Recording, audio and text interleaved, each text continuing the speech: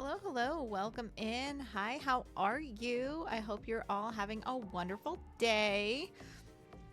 I am so ready for this game. I'm so excited. I heard so many good things about it, and it was nice enough for the devs to give me a key to check it out because I love indie games, I love visual novels, and I love Life of Crime. So many good things to be excited about, but I hope y'all are having a wonderful day. Um, for there is a content warning list on their website. I did post the link instead of me typing out everything, just so you can look at the official website as well and poke around. But there is some depictions of self-harm, violence, and some other stuff. So feel free to check out that link if you are curious. But with that, I say let's jump right in and get started. Especially because I am not going till almost midnight like I did last stream. Not happening again. Your girl's tired. So let us not continue. Let us start. All right. This is a game about being a criminal and can optionally include obscene language, discussions of sexuality, and romance. It can also deal with triggering subjects such as violence and self-harm. For a full content warning, see this website, which again, it is linked and pinned to the top of chat. So feel free to check it out if you'd like.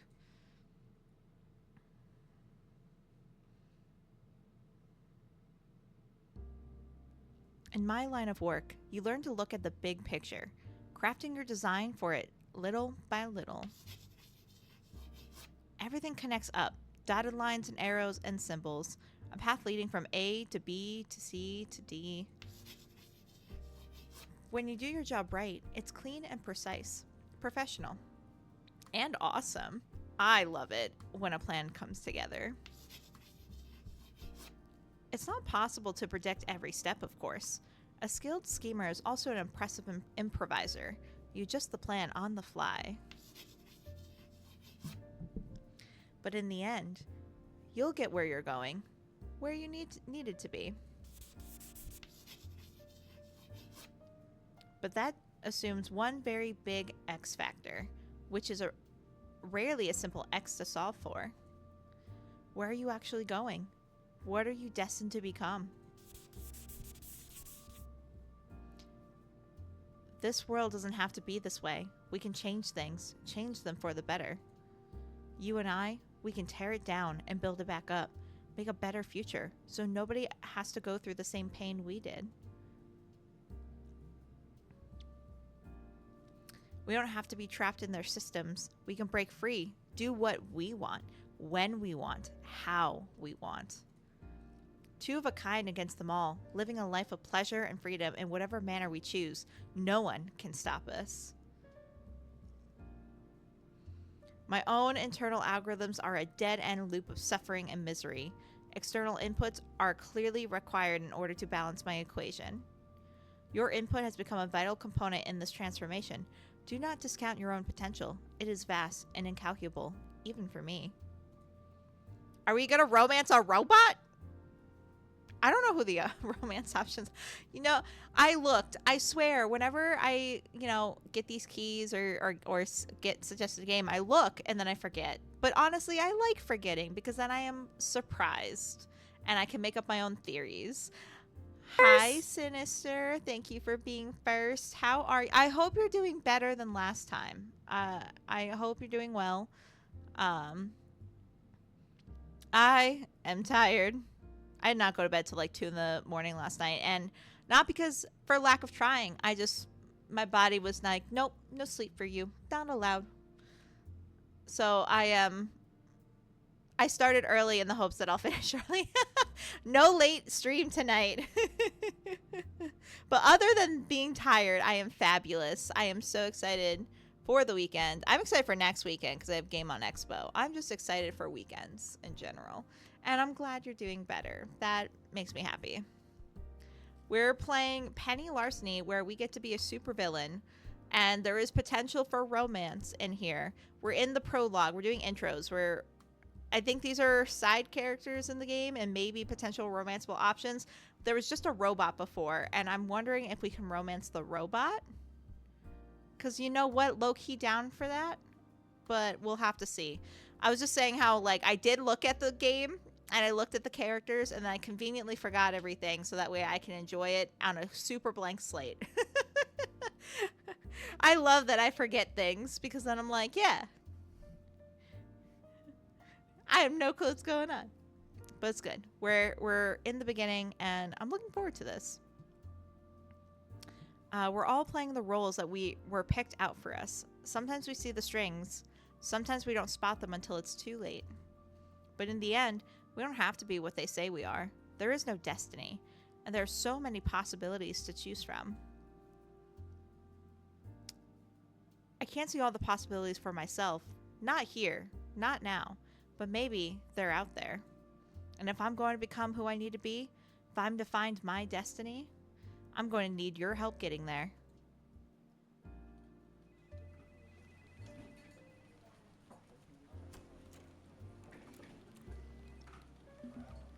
We can say nothing to the person sleeping, wake them up, or be like, hey, psst, hey. I'll probably be like the hey, psst person. Gently touch them, but like try not to touch them. Like touch them without touching them because I don't want to touch people, but I want to help them wake up. But they're not hearing me. You get it. I hope. And I'm not just a weirdo. What? I bulged right up in my chair, neck feeling sore and stiff from the impromptu nap time. Crap. Did I doze off? I'm sorry. It's okay. I know you had a long night. You need to focus. This is important. I think there's free coffee if that helped. I'm a reassuring person. Also slightly an enabler. It's fine. It's okay. I know you had a long night. Yeah, in hindsight, the 6-hour nachos and cartoons binge before the big day, probably not my smartest move. But honestly, this is boring. Boring. Boring, boring, boring. This whole office is boring. I can't believe I gotta apply for a job here. A job, of all things. If Mom saw me sitting here filling paperwork for the man, she'd think I was totally uncool. I'd be such a disappointment. I feel a creeping wave of shame running down my spine for the mere thought of it.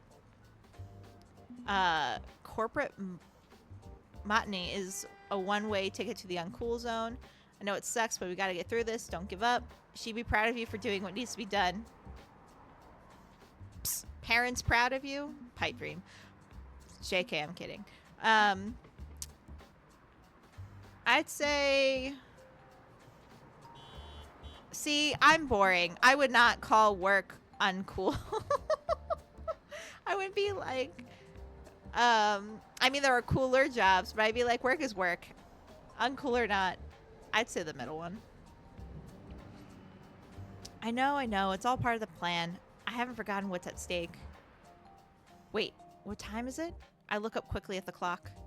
Crap, I've got like 5 minutes to finish this paperwork or we'll be late. Need your help here. Fill this out for me quick. I have to fill shit out. Oh, it's me. Okay, or a friend. Okay, hold on. These are our names. Jane Doe, John Smith, Amanda Hugginkiss, Seymour Butts. Just kidding. Write your own. Just kidding is so funny. Skin tone. Oh. What was it before? I'm just messing around. See, I'm white as a ghost, and that looks horrifying, so we don't need to be that realistic. Sure. Swearing. Full words. Yes, we're 18 plus here. Well, let's have swears. Romance, yes. Sexuality, yes. I love that we can filter the content. Sexual options. Hold on. Allows you to have sex with other characters. Actual sex occurs off screen and is not visually depicted or described in detail. Whew. Don't need any accidents today. Not safe for work, but safe for streaming. We're good. We love that. Romance. Yes, we want romance. Oh, okay. Glad we got that concern out of the way. Okay, so my alias is going to be just kidding. Pronouns she, her, and I'm okay with romance and not finishing that. And smacks. I don't need to be clipped saying the last line, you know what I mean? All of that sound good? Sounds good. Pleased to meet you, Miss Kidding. I'm pleased to meet you too. That's me, just kidding. Good name for an aspiring young intern. I hope. I straighten the stack of papers, quickly carrying them over to the receptionist. With a smile, she accepts my forms, glancing them over briefly before greeting me warmly. I love her gloves, just random. Good work, goes the office lady. I'm right on time. Welcome to the team. Thank you for your cooperation, Miss Kidding. Right, that's me, goes Jess. Cooperative. I'm extremely cooperative. I'm just cooperative kidding. Girly pop, please. And I'm looking forward to starting my job today, ma'am. Just point me at more paperwork and I'll take care of it. I'll increase our glorious company's shareholder value within a day, or my name isn't... Just kidding, unpaid intern. I like the art style. It reminds me of this web comic I used to read. I mean, I know it's a normal comic book style, but it reminds me of... there was these web comics I used to read, and they never finished, and I was so sad. Well, actually, one finished. Another one, the author and and artist, and they did the whole thing, and they were just like, we're never gonna finish this web comic. I'm sorry, and then I cried. Trying to think what it was called. It's on Webtoon. I'm still, like, subscribed to the comic, even though it's never going to get an update ever again, because I refuse to let it go. It's called Cupid's Arrow! Yeah. And they had another one that is completed. I freaking love that comic. What was their other... Can I click on his name? Did he ever create another comic? I don't think he did. No, he only had the two. Warning Label. Highly recommend that webcomic. That one... the author finished. Thomas F. Zoller, if that's how you pronounce his name. He finished that one. That was a really good webcomic. He never finished Cupid's Arrows, though, which was so good. But it's okay. Anyway, moving on. Office lady continues, that's the kind of go-getter attitude we'd love to see here at Legitimate Business Company. Absolutely, Jess replies. I've read all the interviews with Leonard. Mr. Legitimate, I mean. He's so innovative and market disruptive. I use a legit book computer at home for everything I do. Great, Office Lady replies. So we don't need to bring you up to speed on the latest LDOS version? Crap. How did Gibson phrase it? He made me memorize the techno babble, but I'm not sure I remember. Something about ISD drives? ASD drives, or was it SSD? SDI? I'm guessing SSD. Don't know what the else there is. Just says, the new storage optimization algorithms for solid-state drives and LDOS are really something else. Agreed, says the Office Lady. Clearly you're familiar with Mr. Legitimate's work. I'm sure you'll fit in just fine, Miss Kidding. We have coffee and pastries in the break room, and most toilet paper in the restrooms is free. Please clock out from your desk before utilizing either. Casual off-duty socialization time with your fellow coworkers is allowed as well. Simply clock out before and clock in after engaging in pleasantries. Imagine having to be like, oh, I'm just gonna, like, casually gossip for 2 minutes with my coworker that's sitting right next to me, but I have to clock out first. BRB. I feel like that's more of a time waste than anything, unless they're clocking in and out electronically on their computers. But, like, if there's, like, a physical time clock, imagine being like, oh my god, I have something I gotta tell you.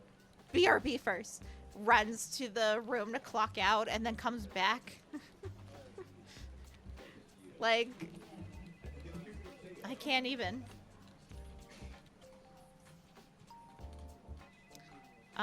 Jess says, every non-work task stays off the company dime. Got it. That's entirely reasonable and not at all an overreach.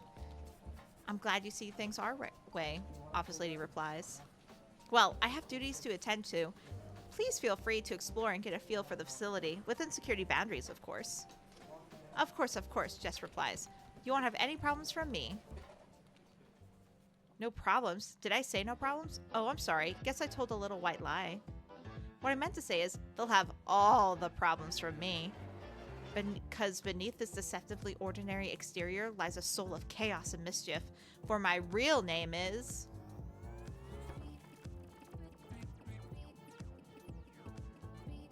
Penny Larceny. Little Miss Steal Your Stuff.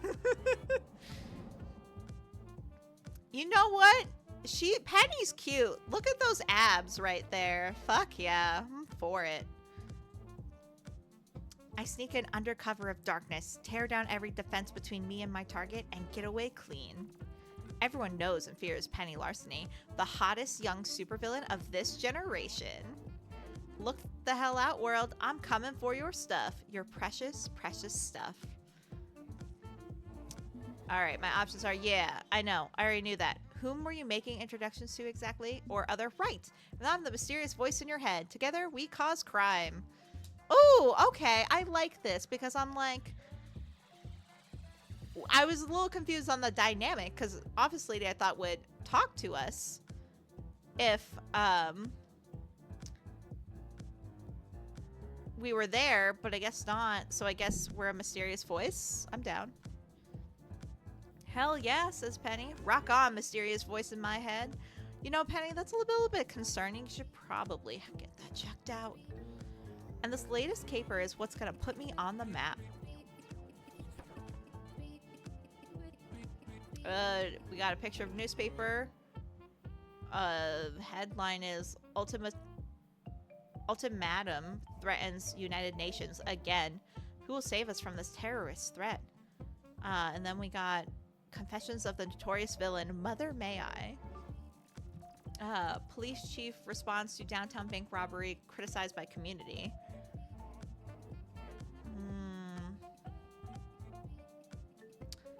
We live in a world of masks and capes, villains and heroes, and I live pretty firmly outside society's rules. I'm masked since I was born.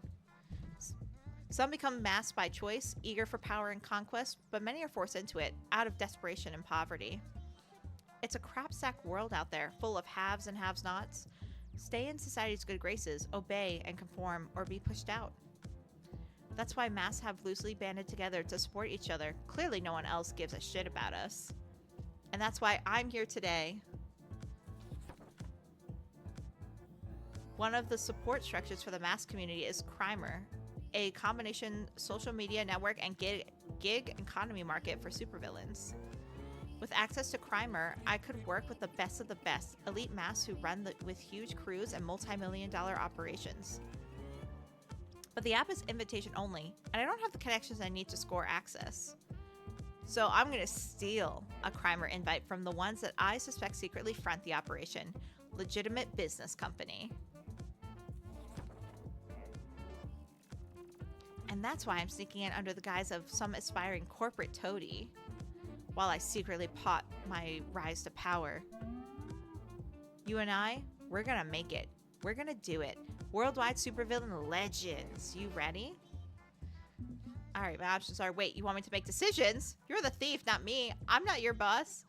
Or, no, I'm not ready. I don't know what to do. What if I mess up and ruin the heist? And last is, you've got a lot of confidence in our tag team. I like that. Yeah, I'm not your boss. Yeah, Penny replies, but you've got an outsider's perspective. You're damn good at spotting things I might have missed. Or are you worried that you'll make mistakes because you don't have a thief's instincts? Look, don't worry, okay? We'll never totally fail a heist and end up in the slammer, no matter what your choice is. Don't let fear of failure guide your every decision. What fun is that? Way too stressful a way to live. At worst, well, the heist gets sloppy. But that's okay. You and I both know this business is never as clean as we'd like. So, relax. We've got this. And when we fumble, and we will fumble sometimes, we'll get right back up. Now, let's get to work. Unfortunately, that nap cost us some time. We can only scout out 3 locations in the building before the day's over. Training day, casing the joint. What should we investigate first? I trust your instincts. You're pretty good at this sort of thing. Alright, you can only do 3 of them, but we have 5 choices. We got the server farm, CEO's office, rooftop, security office, break room. feel like the security office first so we can get an idea of the place.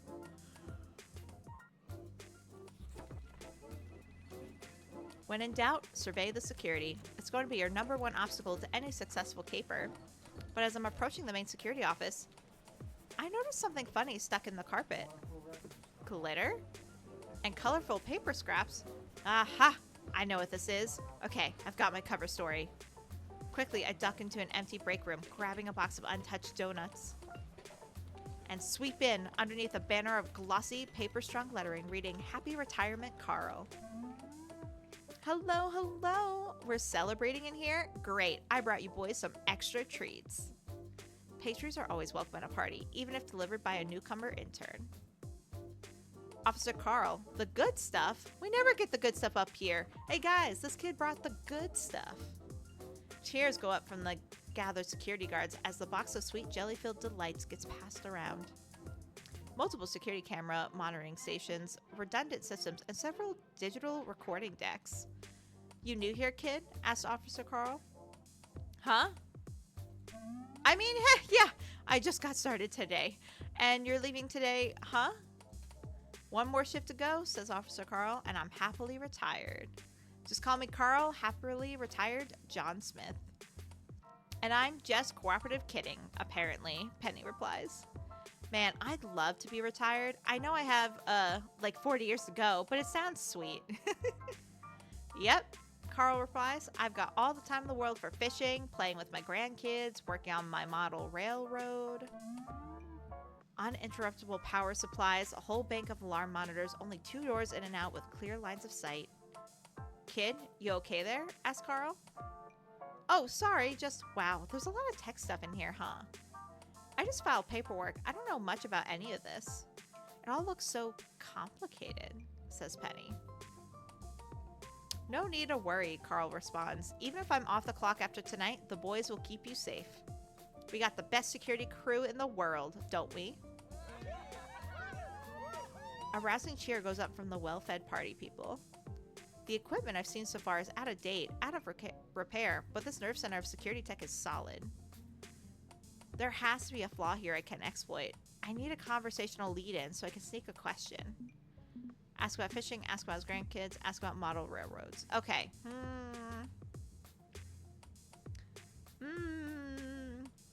We know nothing about fishing or model railroads. I feel like asking about children is safe. No, that sounds very bad out of context. No, we're going to just ask about his grandkids and I'm going to shut the fuck up. How old are they, your grandkids? Penny asks. Oh, one's about as old as you. I got a pretty big extended family, Carl responds. Probably be a great granddad sooner or later. Rather have babies yelling my ear than these damn false alarms. False alarms? Penny asked. Old equipment. Damned outdated. But don't worry, kid. We're on the ball around here. Intel gathered. Always check out any alarm. Never assume it's false. That's policy. Damn, meaning they'll come running no matter how tiny an alarm I trip. Can't be sloppy. If any twitch will summon security. Well, good to know, Penny replies. Hey, I gotta get back to my desk. Did you know they measure everything you do here down to the minute? Don't I know it? Not going to miss that part of the job. Hey, never lose that smile, okay? No matter how rough it gets working for this company. You can find happiness no matter what. It'll all be worth it in the end. I'll do my best, sir. I always figured these company drones were soul-crushingly depressed. How Carl managed so many years in this hellhole with his spirits high is a mystery to me. I know a lot of things I do end up hurting people at the lowest levels. It's not like I enjoy causing them trouble. If some staff suits at the top get hassled, sure, good. But I'm glad Carl's getting out of here before I can cause some damage. Okay, what are we investigating next? The server farm? We're going to need access to their databases, so checking out their data storage would be a smart move. The room's cool and crisp thanks to heavy air conditioning. Intel gathered. Plenty of vents. Too small for me. Not too small for Gibson. Okay, good to know that that's an option. Shit, someone spotted me. Oh, come on. Are you serious? Says Jim. I may be serious. What am I serious about? Asked Penny. I wish they'd stop sending interns down here just to report that the mail servers are down, Jim replies. I know, okay? I'm working on it. And every clueless newbie they send my way just slows down my work. Okay, that's my cue to leave. But it'd really help if I could study their servers closely to get Gibson the information he'll need. He's gonna whine if I don't. Odds are we'll need free run of these computers to score the crimer invite, so this is probably the most critical part of today's scouting. Is there a way to stick around without enraging this guy, despite me being lousy with computers? We can offer to help fix the servers, sympathize with his problems, get him a coffee or something. Let's get him a coffee. Because otherwise, if we offer to help fix the servers, we don't know what the fuck we're doing. We're going to look like a dumbass. If we sympathize with his problems, it's all well and good, but he's probably going to think we're bothering him. I say get him coffee. Well, while I'm down here, you need anything? Fresh coffee? Want me to swipe a Danish from a break room? Penny asks. They log those things, you know, Jim replies. If you take more than one pastry a day, they start noticing. But if I take it for you, it's on me, not you, and I haven't grabbed one yet. You do that for me? Asked Jim. I think that's a service I can provide. You deserve a break today. Well, damn. That's nice of you. Yeah, I'd love some coffee. And so you can get one of the good jelly donuts, too. This buffer overrun problem in L mail is going to take a minimum of one jelly donut for me to fix. I swear, they never listen to me. You got it, says Penny. Honestly, yours are better than this. This place, this job, these rules. Why not tell them where to stick it? Find an employer who will respect you. If I wasn't up to my eyeballs in mortgage payments, maybe, Jim replies. But this is the best I can get, and I need the best I can get for my family. I just hope they don't try to shift the blame to me for this mess. Okay, I gotta get back to work. But hey, thanks. Nice to know I'm not the only one who sees how shitty Lenny legitimate is. I'll let you get back to it. Good luck, okay? A buffer overrun bug and L mail. Perfect. Gibson's gonna have a field day with that one. Although I feel bad that our heist might hurt this guy. Maybe I can get Gib to cover our digital track so he doesn't take the blame. And if all else fails, well, move a few zeros from Lenny's account to this dude's account. Sounds fun to me. Okay, what are we investigating next? I think finally the CEO's office, even though it's a huge risk. I don't see how the break room could help us, or the rooftop.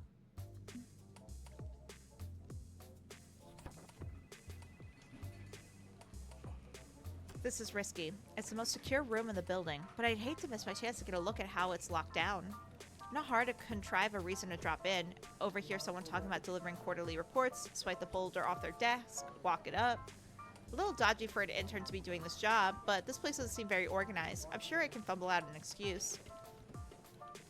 But as I approach, with a thick folder of printouts in hand, I see an obstacle in my path. She's Lenny's secretary? I thought she just handled the internship program. But too late to turn around and avoid her attention. She spots me easily. Hello again, Miss Kidding, says the office lady. Can I help you with something? Poor office lady doesn't get a name. Jim got a name. Carl got a name. Office lady has no name. Justice for office lady. This is bullshit. Anyway. Damn it. Okay, roll with it. And improv. I was asked to bring the quarterly report to Mr. Legitimate to his office.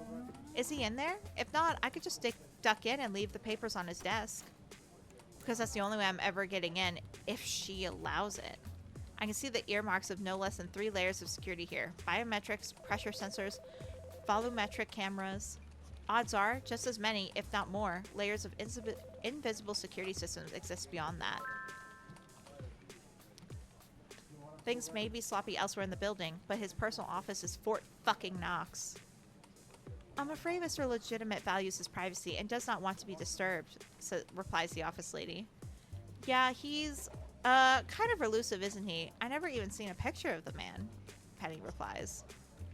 Mr. Legitimate feels his technology should speak for him. He gives no interviews to avoid stealing the spotlight from the hard work his company does. He's quite humble like that. A true leader. A visionary. Or maybe he's the king in yellow. Or maybe he doesn't exist. Some of the conspiracy nuts in the mass community think that's the case. Don't worry. I'd be happy to take those forms to him on your behalf. Good, good. Cover story's working. At least. But why are you carrying such critical documents and not the director of finances? Shit. We can throw him on the bus, show some ambition. You were just following orders. Show some ambition. I know this isn't my normally assigned duty, but I just really want to show what I can do. So I volunteered to take the report right to the top, because that's where I'm headed. The top. I see. Miss Kidding? Asked the office lady. In the future, please stick to your assigned duties. We have a very specific chain of command, and follow it carefully. Yes, ma'am. I'm sorry, ma'am, Penny replies. Oh, geez, I hope it didn't just hurt my prospects for full-time employment here.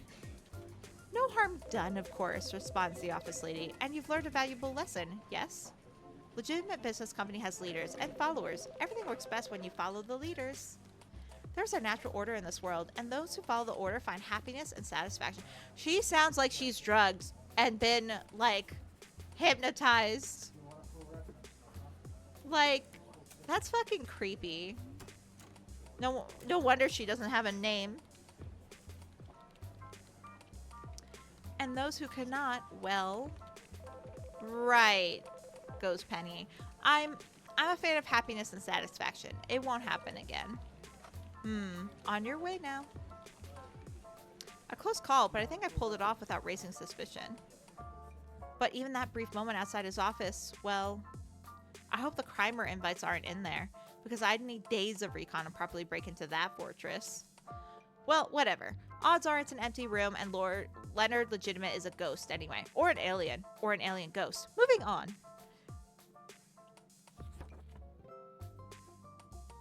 Workday's winding down. Can I seek any more investigation before I need to scout out the door?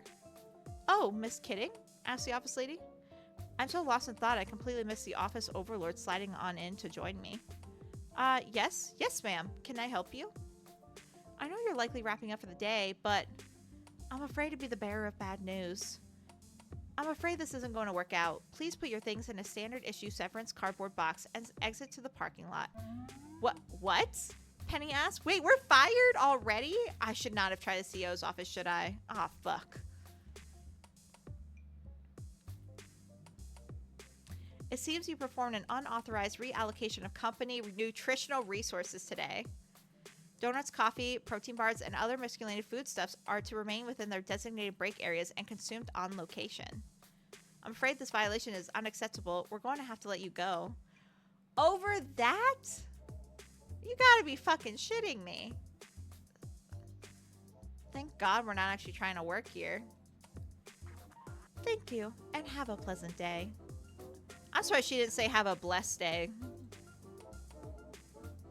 Close call, but maybe this is for the best. It's not like I was gonna punch in for more work tomorrow. Time to scoot along home and plan my daring heist. Darling heist works too. Oh no. Look, I don't mind like dingy walls and shit, but like we can't pick up after ourselves? What? Also, we do not treat books like this. We do not treat books like this. There's another book on the floor. Is that a spoon? What the fuck is going on? Home sweet home. I'm squatting, of course. I can't afford rent in this town, even with some ill-gotten gains. Also a bad idea to leave a paper trail when you're a mask.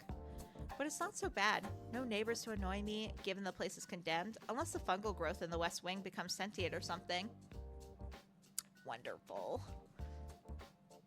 We've got utilities most of the time, peace and quiet all the time, and this feels just homey enough to be a home.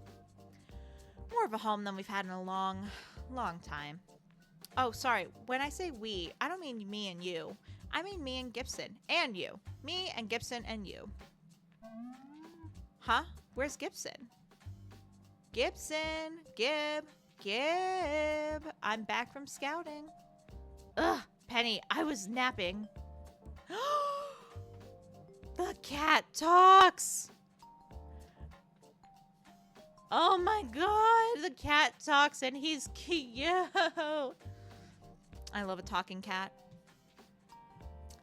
Gibson crawls out from under the couch, his favorite napping spot, and jumps on top of the booster pile of books in front of our computer. What time is it? I thought we still had a few hours until the heist. Look at his little patty pout.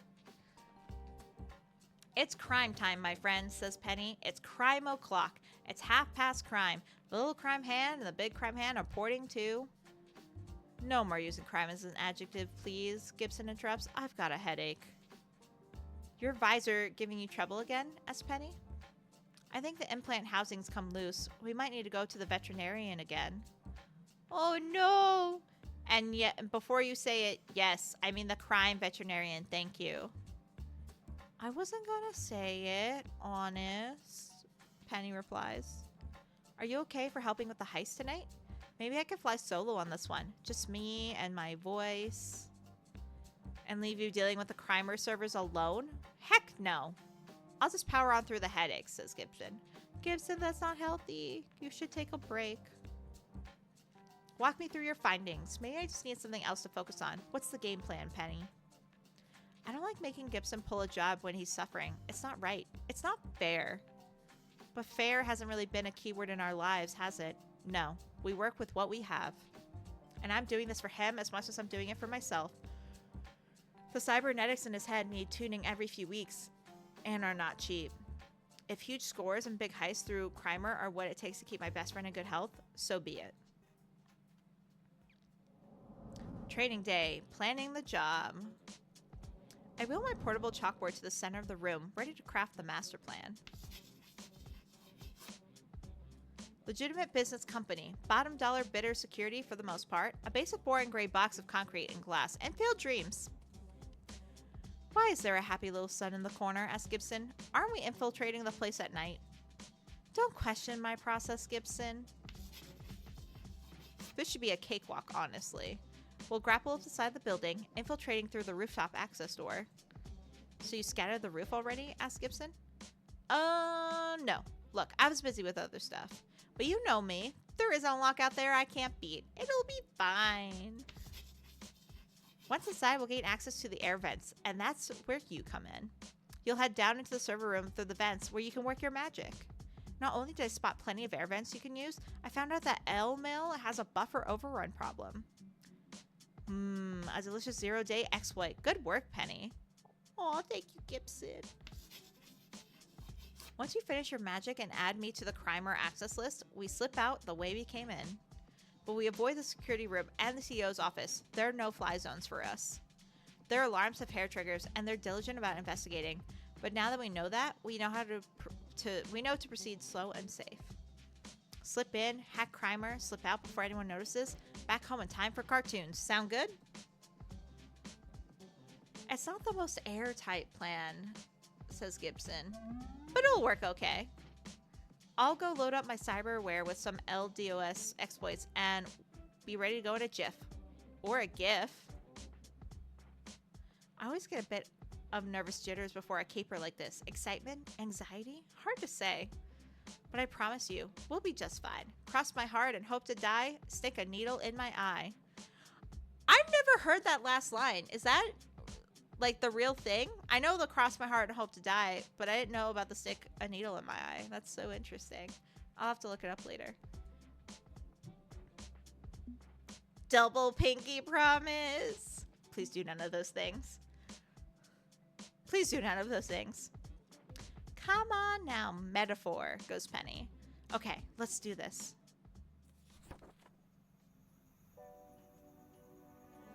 Training day, the heist.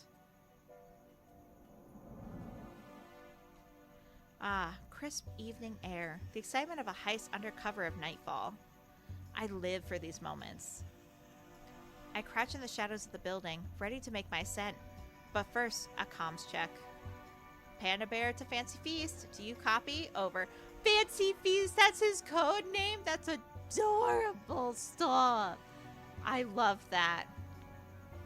That's so funny. Penny, I'm literally in your backpack right now. I can hear you even without the comm link, Gibson replies. And my call sign is Shadow Lord Hellclaw, the Nightmare Bringer, not Fancy Feast. Okay, you could have stopped at Hellclaw or Shadow Lord, because Shadow Lord Hellclaw, the Nightmare Bringer, is too long, Gibson. You can't use your Warlock main as a call sign, Penny replies. Now hunker down. I'm headed up and I don't want you falling out. Relax. I'm pretty padded back here. I'll be fine. Don't worry about Gibson. He's safe and sound back there. We've got this all figured out. A good thief comes prepared, and I'm a very good thief. Gib is snug as a bug in a rug, see? Alright, so the backpack sketch. We got Double zipper with soft tabs on inside, air vents, armor plate in front pocket. I know that means double, but the O, it just looks weird. Cramped, but room to loaf. Ah, we like our cat loafs, don't we, Kai? Most of that was his design. He knows his needs, and I'm only happy to keep him comfortable when I'm busy running and climbing and stuff. Right, back to the action. One rooftop coming up. The grapple gun may be old hardware, a family heirloom, but it gets the job done. It whistles up the building, snags on, and up I go. Scaling up the side of the building with Gibson in my pack is tricky, but it's nothing I haven't done before. And soon, we're on the darkened rooftop. Upon landing, I move quickly, looking for some sort of access door. My instincts tell me this place has a rooftop entrance, but if I'm wrong, well, we might be climbing back down and looking for open windows. Aha! Door. Looks like a numeric keypad lock, but the door is nothing special. I whip out my crowbar, ready to pop the sucker open. We got whoa, check for alarms first, or hang on, can we hack the keypad instead? Check for alarms first. Ooh, shit, yeah, I should do that. Sorry, I just got so excited, you know? Goes Penny. It's hard to tell from the side of the door, but I bet you there's an alarm attached to this thing. Okay, we can deal with this. I bust out my electromagnetic confusotron. Your what? That's not a thing. That can't be a thing. Or, huh, lots of super science around. Yeah, that tracks. I'm not gonna question it. Who am I to question anything when I'm just a mysterious voice? Yep, Magnetic North invented this thing. He owes me after I helped him find criminal couples counseling for him and his husband. That's adorable. It burns the one-use battery out, but the gadget does a job. We're in. Next step, avoiding any offices or cubicles where people are pulling some serious mandatory overtime. Mwah! Cece, how are you? How's your day? Thank you for being here. I am playing as a mysterious voice in a criminal's head, and we're helping her break into this building to get a crimer invitation, which is essentially a social media app for villains, but it's invite only. And since she doesn't know anyone to get an invite, us mysterious voice are helping her break into this building that we think is the owner of the crimer app, and we're gonna try and falsify her invite. You're raw dogging some broccoli and peppers. Oof, I can't do that. I can't do raw broccoli. I can do raw peppers. I can't do raw broccoli. That's rough. Good on you. Proud of you.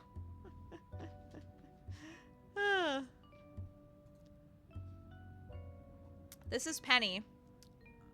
This is the persons whose head we're infiltrating. LOL, good luck, my friend. Thank you. Thank you. Well, apparently the game warned us that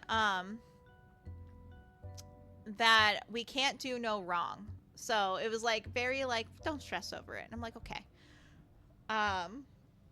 And what's really cool is they had content toggles, so you can turn on and off certain parts of the content. So I could have turned off romances, which obviously I didn't because I'm me. And then I could turn off the sexy scenes. They're all fade to black. They happen off screen, so there's nothing explicit. But I kept it on. I was like, please, please. Who would I be if I turned that content off? But it was cool. I thought it was a nice accessibility, or quality of like game thing. Penny goes, right. Gotta get you to the server room. Also, we have a talking cat who's also a hacker. We love him. His name's Gibson. Just get me to an air vent. I memorized the layout from the blueprints. He's in our backpack right now. Sneakily, I sneak my way along. Damn it, forgot the alarms have their hair triggers. Penny, we literally spent all day learning what types of alarms they have, and you literally forgot. It's only been a couple hours. Penny has ADHD, I swear. Quickly, I covered my exit with a small-sized smoke bomb before bolting to hide under a chunky customer service desk. Almost immediately, a guard sweeps into the area, looking around in confusion before grumbling into his radio. I thought the damn false alarms in accounting got fixed, says the random security person. All clear here, probably just the wind rattling the windows or something. And he exits to go sweep other floors. Carl wasn't kidding. Motion trackers must be hypersensitive. Fortunately, the guards seem a bit desensitized to them. Not saying I should trip them all for fun, but at least I know I can evade, right? Alright, my options are, could use them for a distraction too, throw a stapler, draw a guard, aggro. Evasion's the best bet here. You don't want to risk getting counters. Can you cut the alarms instead? Then you won't have to worry. I don't want to aggro a guard. Let's say evasion. Yeah, if we can keep this clean, that'd be best. And good practice for when we gotta maintain a solid crimer rating, right? Pretty sure my prospective clients won't want chaos. Or they might. Supervillains can be weirdos. Let's not get distracted. Air vents. Gotta find a viable air vent. Okay, this one will do. I pop the 4 screws holding it in place. Oh, Gibson! My little cutie patootie sidekick. Okay, my turn. Go hide somewhere, says Gibson. Got it. Be careful, Fancy Feast, Penny responds. It's, fine. I'll use Fancy Feast. It's only because feasting on my enemies is very lion-like. Gibson pouts. Look at his little pelt. Look at his little face. Gibson hops down and climbs into the vent. I tuck myself under a desk, keeping my voice low as I track his progress on comms. Right, then left, then down. Don't worry, I see a route that'll let me climb back up when I'm done. And I'm in. Hey, this is a sweet setup. Lots of great high-powered CPU racks. Focus, Fancy Feast, Penny interrupts. Right. The buffer overrun exploit. I'm on it now. This will be a lot easier with that trick. Uh-oh. What do you mean, uh-oh, Gibson? Penny goes, uh-oh? What uh-oh? I don't like uh-oh. I'm in, but there's no crime or database. Not even a trace of it. It's not here, Gibson replies. What? No, it's gotta be here, Penny replies. Lenny Legitimate's behind Crimer. He has to be. I did my homework on this. Check again. Dig deeper. I've checked and dug and checked, and Crimer isn't... Oh crap. It's the building. Yes, but not here. Not in the server farm. Looks like it was moved last week. Transferred to the personal workstation of Mr. Legitimate. It's in the CEO's office. Well, dang nabbit. The CEO's office? Well, shit, Penny replies. Okay, come on. Come on back up. We'll figure this out. Gibson slips back up through the vents, dashes out into the open, and leaps into my backpack. Together, we sneak on through the offices in search of Mr. Legitimate's lair. I already scoped out Lenny's office. It's a freaking Bastille. There's no way I can clearly crack into that place without setting off so many alarms. I pause before the intimidatingly secure door. I have no clue what's in there. Might not be an office at all. We could be walking into something very big and dangerous. Nobody's seen Leonard Legitimate in years. Maybe he doesn't exist. Maybe he does. Maybe he's the king in yellow who runs Crimer. But if our data's inside, we gotta go in. And that's that. Okay, we need a plan. Alright, my options are trigger a dozen other alarms, use the chaos as cover, move fast. We need to stay quiet, just crack into the place like you normally would. I mean, if the place is like super souped up, I don't think being normal would great. But I don't know if we want to get people moving like around.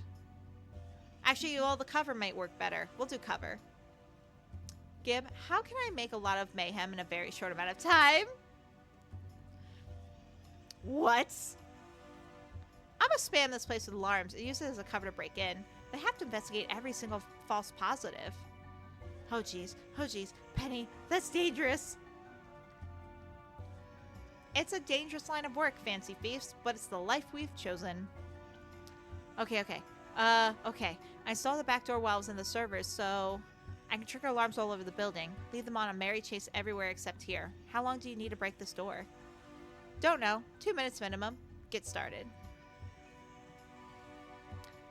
Gib ducks back into my backpack, firing up his cybernetic implants. I approach the doom door and begin tinkering with access systems. Immediately, alarms start going off, both from the door and all over the building. Zone 7A, Zone 3C, Zone 12Q. The hell is going on? Goes security. Yes, I know these are all probably false positives. Check them anyway. Split up. Override keypad, reroute signal from face scanner, reprogram the scanner. I made crap at computers, but these specialized security gadgets, I've been beating them all my life. No, the main gate is not open. It's a ghost alarm. Start heading up to the top floor. Go security. Penny, hurry, says Gibson. I'm in. We're moving.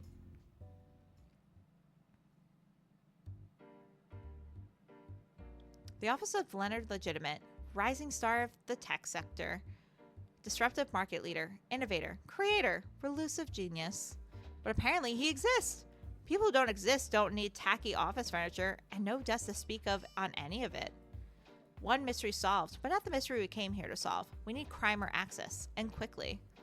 I close the door behind me and approach the impressive-looking legit station computer at his desk. Gib, you're up. I love how he's shown like on a chair and stack of books. Oh my gosh. Gibson hops out, climbs up to the keys, and gets to work. I thought we were using our code names. I'm stressed, okay? Penny replies. I keep forgetting, and you called me Penny plenty of times. This dynamic duo is such a mess. I fear I'm Penny. How long will it take to hit the Crimer database from here? Give me 2 minutes. No, 3. 3 minutes. You've got, well, however many minutes it takes security to realize we're here. As Gibson bangs away on the keyboard, I'm left standing and waiting to see if we succeed, or we get arrested, or killed. But no choice, right? This is where the arrows point to.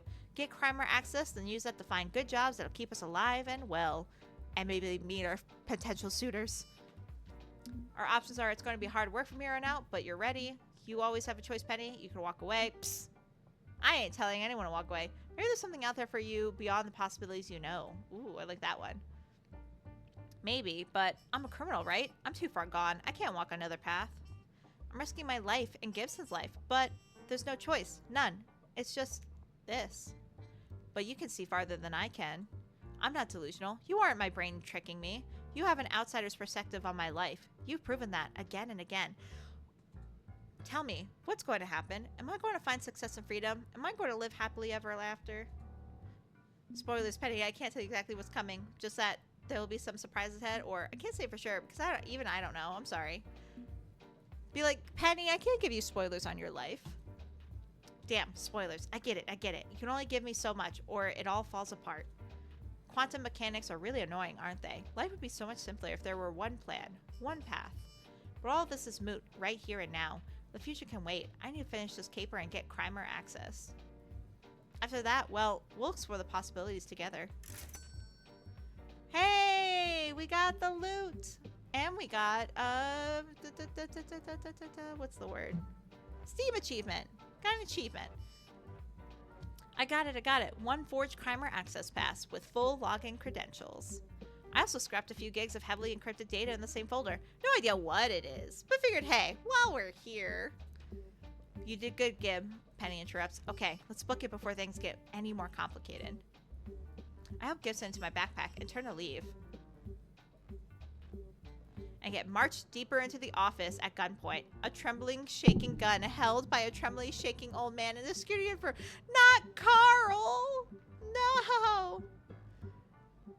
A halt in the name of the law, yells Carl. Carl, damn it. Why couldn't you have gone home at the end of the day? Carl John Smith, security guard. You're not supposed to be in here. Hell, I'm not supposed to be in here. You're trespassing. Damn it. I do not want to fight a senior citizen, but if he doesn't give me a choice... Hey, don't move. I said don't move. You're a supervillain, aren't you? I won't let you scramble my brain or boil my blood or shoot me with a freeze ray or... Man, I'm stumbling over my words. I'm as scared as Carl. What? Goes Penny. I don't do anything like that. Or turn me into a pile of applesauce, or convert my atoms into gold, or go back in time and kill my grandfather. Imagine going back in time to kill someone so someone doesn't even exist. That's so funny. Also, that gives such, from the stuff he's talking about, it gives such, The Boys vibes. Just saying. I don't do any of those things either, Penny retorts. Well, what is your superpower? All you masks have freaky-ass superpowers. I could take him down by force, or maybe I can scare him to leave me alone. Or would that just make it worse? I don't know.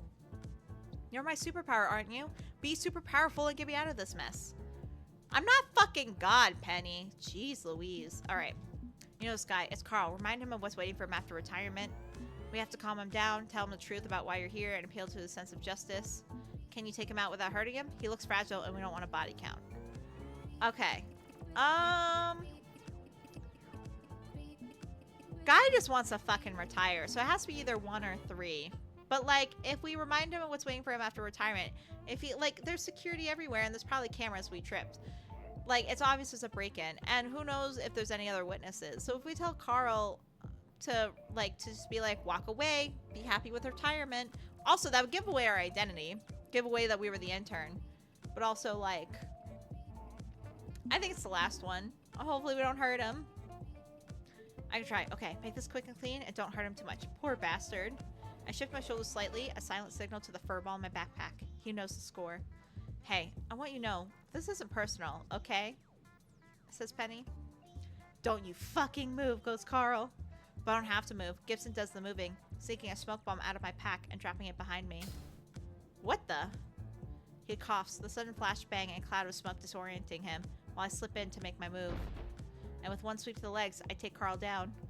There's a gross crunching sound. Shit, I really hope he didn't break a hip. And he drops. I kick the gun away after he hits the floor. Sorry, dude. No way around it. But as I'm busting out some zitzis to immobilize him, he clutches at his chest. No! No! My heart.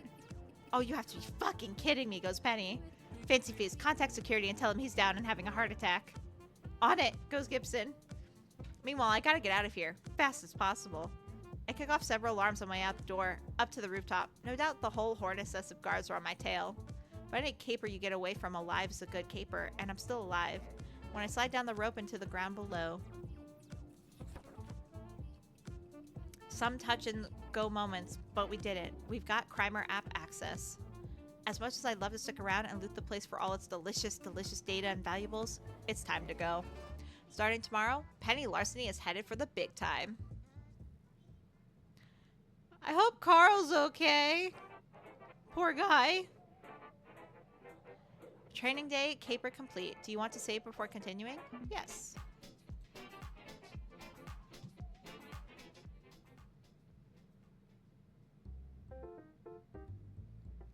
It's been 2 days since the heist at Legitimate Business Company. 2 days since setting up my Crimer account. This thing is kind of impressive, not gonna lie, and it's got so many masks I recognize. Apparently stealing access to the app is pretty common. Might even be a rite of passage. We got user 319/magnetic north. Hey Penny, congrats on getting in. Where'd you steal your invite from? Then we got user 1123 Penny Larceny. That's us. Hacked some user servers at LBC. And then Magnetic North replies, wow, South and I are proud of you. Come by our cafe sometime for a donut. This is making me want donuts. I do not need donuts. If so, that's good for me. It means less chance of consequences for my caper. Ghost Pepper goes, barbecue at my place this weekend. My new chili recipe is gonna knock him dead. Penny replies, figuratively, not literally. Ghost Pepper goes, sure, whatever. And I'm not gonna lie, the chit chat is very distracting. Feels good to feel like a part of the mass community. I've been flying semi-solo for so long, aside from the occasional backyard potluck. Ultima Tom goes, fools, I will destroy them all. Penny replies, okay, what set you off this time? Ultima Tom goes, my dinner delivery included napkins and plastic forks when I expressly unchecked that box. Plastic waste is destroying the environment. They will pay in blood. Penny responds, you've got issues, man. It's just a lot of fun to socialize with my fellow masks, you know? Even the less stable ones. But the most interesting text to come in so far is Crimer Admin Matchmaker. User 1123, you are cordially invited to the Crimer Social Mixer at Destructo's Bar and Grill, 8 p.m. sharp on Wednesday. Sincerely, the Matchmaker. An invitation from a Crimer admin to a social mixer? It's a little risky considering I broke into Lenny's office to get Crimer access, but if I'm gonna eat food and get Gibson's cyberware fixed, I need jobs. So I costume up and head out. Let's go meet some bad guys. I'm so excited. It's gonna be great.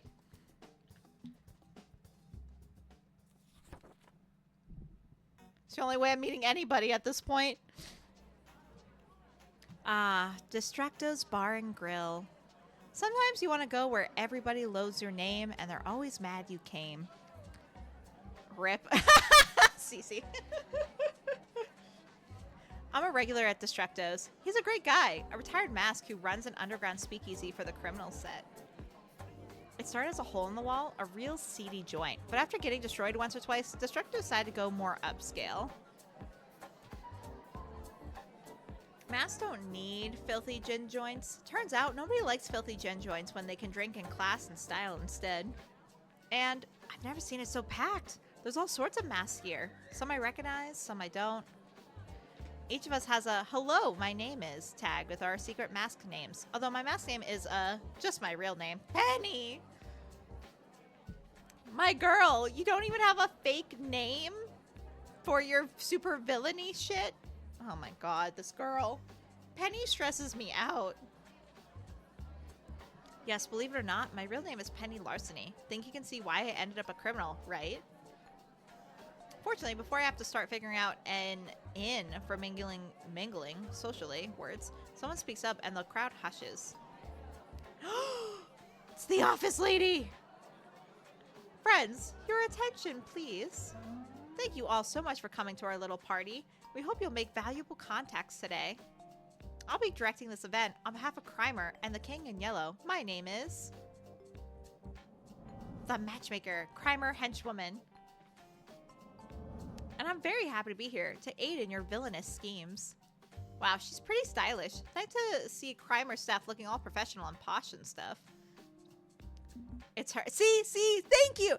Thank you. I'm glad we could say it's her. It's her. It's Lenny's personal secretary. Don't you recognize her? That's the internship director.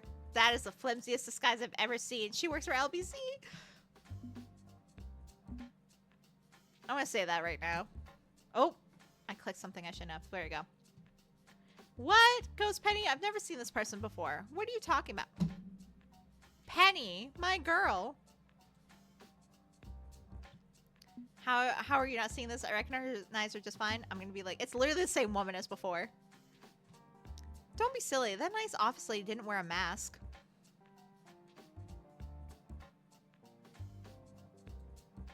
I mean, I noticed, right? Nope, no mask. This woman has a mask on. Can't be the same person. I know this is probably a play on, like, fucking what? Clark Kent taking off his glasses and then, like, becoming Superman. Spoilers, sorry. In case for any of y'all didn't know. But that's so funny. I think you've got the benefit of your super weird outsider perspective. Me, I have no idea who this is. Masks work really well, you know? It's why nobody recognizes me when I'm just kidding either. It's foolproof. Before we begin, goes the Matchmaker, I'd like to introduce our mutual benefactor. He is the visionary responsible for the Crimer service. Friends, I give you... I don't like that. I don't like that. The fuck is wrong with his head? And a man in a yellow power tie and an identity-concealing blur mask appears, broadcast through a concealed projector. King in Yellow goes, criminals, masterminds, villains, all. I bid you good evening. King in Yellow, Crimer Director.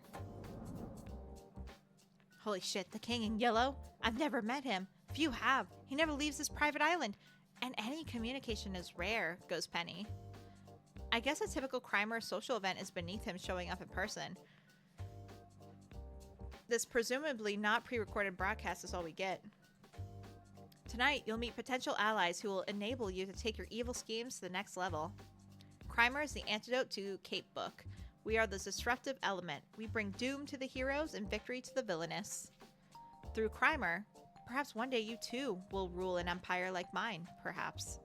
I give you only the tools. It is up to you and your boundless ambition for evil to rise and claim your destiny. This gathering represents your first step. Start off on the right foot. I look forward to watching your progress. And he vanishes as the broadcast ends. Not going to hang around to chat, apparently. Now then, the matchmaker continues. We're going to do a little thing I like to call speed dating for supervillains.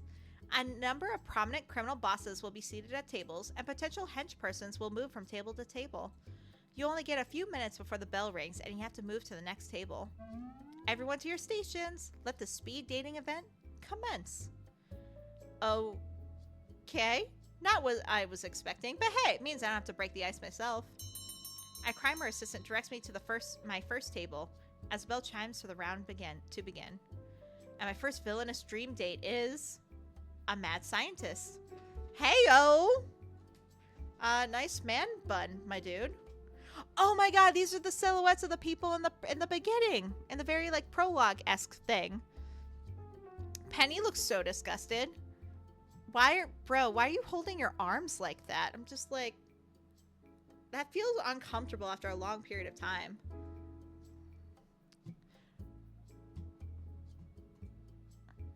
I mean, fair. A good 23% of masks are mad scientists, according to a recent poll in Masks Monthly. And the sticker name tag on this doctor's coat reads, Mr. Mayhem, mad scientist. Pleased to meet you, Mr. Mayhem. I'm Doctor. It's Dr. Mayhem. Mayhem interrupts. Honestly, fair. If I was a doctor and someone said miss to me, I'd be like, fucking doctor. Mid. Yeah, he's okay. I'm looking forward to seeing who our other dates are. And I have the medical school student loan debt to prove it. A Dr. Mayhem in so much debt. Pronouns are he, him. Ooh, I like that. Right, okay. Dr. Mayhem. Got it, goes Penny. Just because the short-sighted fool stripped me of my doctorate doesn't make me any less of a doctor. I think it makes you less of a doctor, Mr. Mayhem. I don't think I like him. Cowards all. My vision was simply too radical, too unorthodox for their simple minds to comprehend. Okay, exactly how radical and unorthodox are we talking here? Asked Penny. Like, do you mean didn't fill out the paperwork radical or mountain of human cadavers radical? What? No, goes Mayhem. I mean, I wanted to share my research in vaccines for free, and the industry wanted to profit off my work instead. Okay, you know what? I'm okay with that. When I leaked a cure for a rare disease and cost them millions, the company faked an ethics incident and I lost my license. Okay. I'm on your side, Mayhem. The healthcare industry turns on greed and misery. They call me villain when they're the true villains. One day, I'll show them all. Mark my words, I will have my revenge. With, like, murder and stuff? Asked Penny. That kind of revenge? Love how she sticks her tongue out. No, goes Mayhem. Living well is the best revenge. As in, I'm going to make sure disadvantaged communities across the world live well. This dude's so funny. Because, like, fuck those greedy suits. Fuck them, that's all. No murder required. Hell yeah, Mayhem. I believe in your vision. Wait, shit. You were trying to introduce yourself and I interrupted. Sorry, who are you? Also, yeah, thank you, Mayhem. You kept talking over me. I'm Penny. Penny Larceny. Pronouns are she, her. Okay, for the record, my name's actually Isaac Marquez. I only wear this ridiculous getup and use that ridiculous name because it's expected of me when dealing with masks. It's a good idea to stick to wacky made-up names, Penny replies. Helps with your anonymity and cuts down on paper trails. Yeah, well, I plan to have history remember my name after I cure cancer. Just to stick it in the face of all those who doubted Dr. Mayhem. Isaac Marquez, I mean. I meant Isaac. Isaac. Also, I hate his crazy face, but whatever. Or not his crazy face, his hyped up face. Let's go. Okay, I've eaten up enough of our limited time together on this ridiculous speed date. Got any questions for me before we have to move along? What do you think? Anything we should clear up before we consider working for the good doctor? Our options are, is a hot dog a sandwich? He's clearly a talented doctor. Why the heck is he playing being a mask? What sort of capers would he want us to pull for him? Let's avoid any major war crimes. Ooh, good point. He's trying to be an anti-villain, but you can never be too sure. So, I specialize in burglary and theft. Would you need that kind of help in your line of work?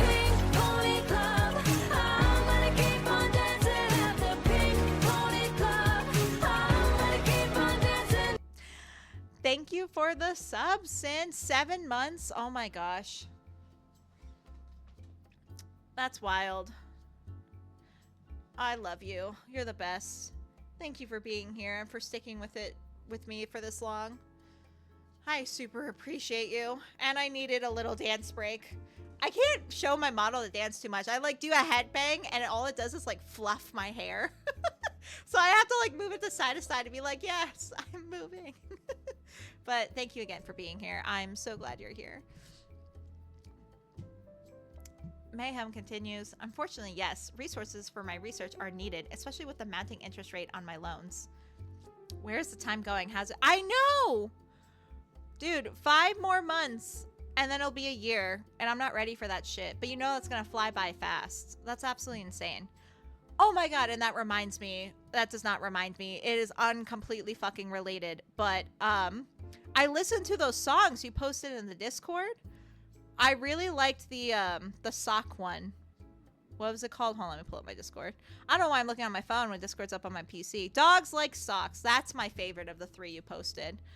It was really fucking funny. I did not expect it. I know you said it was gonna be silly, but like, I was not expecting that. Oh my god, they are so goofy. They are so goofy. The because boobs one is also pretty funny. I like the numbers one, but the numbers one felt a bit repetitive. I got bored halfway through. But the other 2 were good. But the dogs like socks is my favorite, and I like the little Spotify like GIF they used with the husky. That was pretty good. But yeah, so thank you for posting. I wanted to let you know that I did in fact listen to them, and they made my day because I was having a rough morning, and then I was like, let me listen to these songs that Sinister posted a couple days ago, and then I was like, yep, this is life. Great, I'm grateful.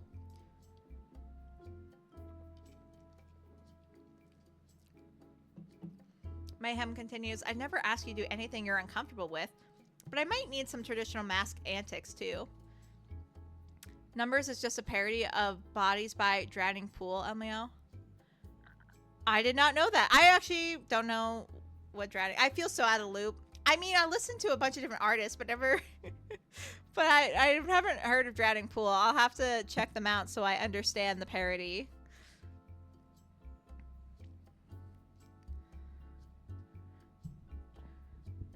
I listen, so I have a bunch of playlists. One of my playlists is called Tooth and Claw, and it's basically my most angsty songs, and that's all I listen to today. Minus the silly songs you posted. It was mostly Sleep Token, Evanescence, some, I think they're called Blind Love, and all that stuff. Hell yeah, exactly. I was like, I'm gonna listen to the most angsty, wide range of scores, music I can. Penny goes a meaning. Mayhem responds, the usual headline grabbing nonsense goofy masks get up to. You sound very stereotypical. I flip-flop between liking Mayhem and disliking him, because like I like him because he is for a good cause. The fact that he wants to provide free healthcare to people and provide cures to the world. But then he's like so stereotypical. He talks over us, says shit. I mean, at least he says he won't make us do anything we're uncomfortable with. But I'm like, don't call us goofy. I'm not a fan of chaos and mayhem. That is legit Penny's shit, despite my name. But it does raise my profile, getting me access to more resources. In the end, the research matters above all. You'd be helping me save lives. The end justifies the means, right? Goes Penny. Right. No. I mean, look. I'm not a bad guy. Mayhem, if you have to say you're not a bad guy, that's a little rough. It's a little hard pill to swallow. Hey, I'm not judging, goes Penny. Yes, well, I'm judging myself, goes Mayhem, and there are lines I don't want to cross. While I've got you here, Penny, can I ask you a question? Sure. Why are you a criminal? You know, I'm not trying to be a villain. Are you trying to be a villain? If so, why? What a question to ask. It's like a weird, deep question. Well, I'm not here to judge, even if I come off as preachy. Oh, I'm glad you're aware of the problem, Mayhem. I'm just curious. You can be honest with me. So we're born. We have the options of born and raised in a crime family, right? It's all you've known. Wealth and power and mass tradition and surgery for Gibson. Villain is just a label in the end.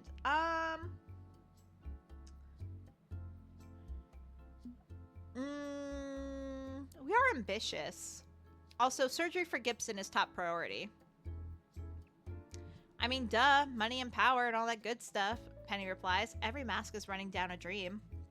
You've got depths, you know how it is. Gotta get yours while the getting's good. Plus, I've got a partner back home who really needs expensive medical procedures. You have a partner already? Asks Mayhem. You're not single? Oh, I mean Gibson, Penny replies. He's a cybernetically enhanced cat, but his implants are constantly malfunctioning. I see, Mayhem responds. See, he was upset at first, being like, bitch, you're not single? And then he's like, oh, good, a cat.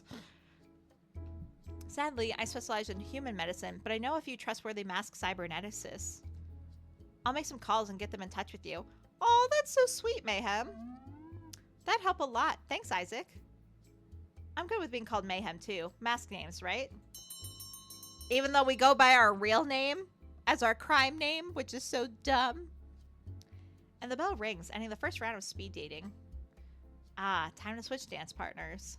I'll be in touch, Penny. Together, maybe we can put a dent in the power structures of this world. And the cowards who control us will all rue the day they spurned Dr. Mayhem. Dude, ranting. Right, sorry.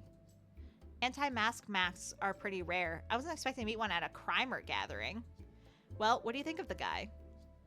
Our options are, he's pretty handsome. You think he's single? Your mom would have loved you to date a doctor. I don't know. There's so many other people we can look at. I don't want to call him handsome too soon. I'm not in love. Also, not liking his hyped up face. Not a fan. Then we got, I'm not a fan of his anger management issues. He's bitter and prone to outbursts. Yeah, that's how I feel. I like him. You deserve to work with someone who has good intentions. It's like a toss-up between those two. Like, I like his good intentions, but the dude's got anger issues, and I'm not a fan. We'll do that one. Yeah, dude's got some pent-up rage that I'm not a huge fan of.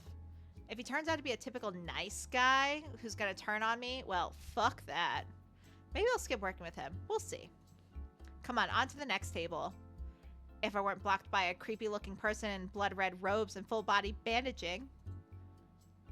It's a cultist!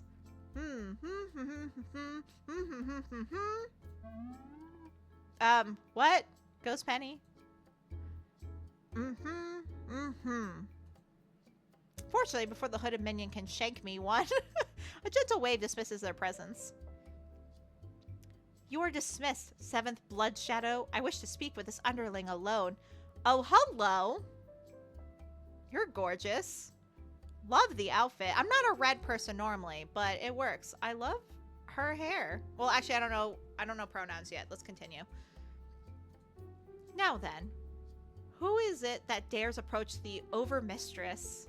She who is ruler of the Council of 12, herald of the many-faceted one, keeper of the...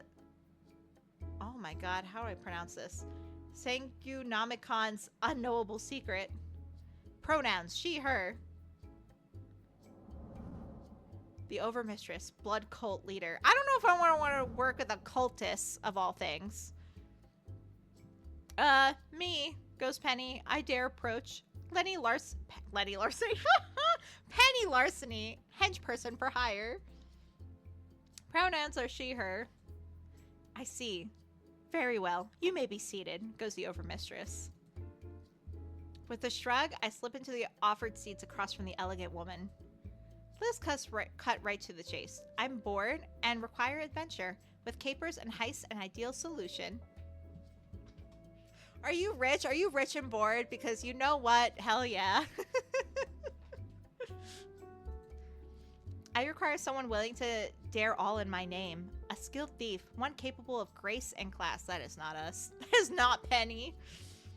But unafraid to induce terror and panic if need be, in the name of achieving my goals.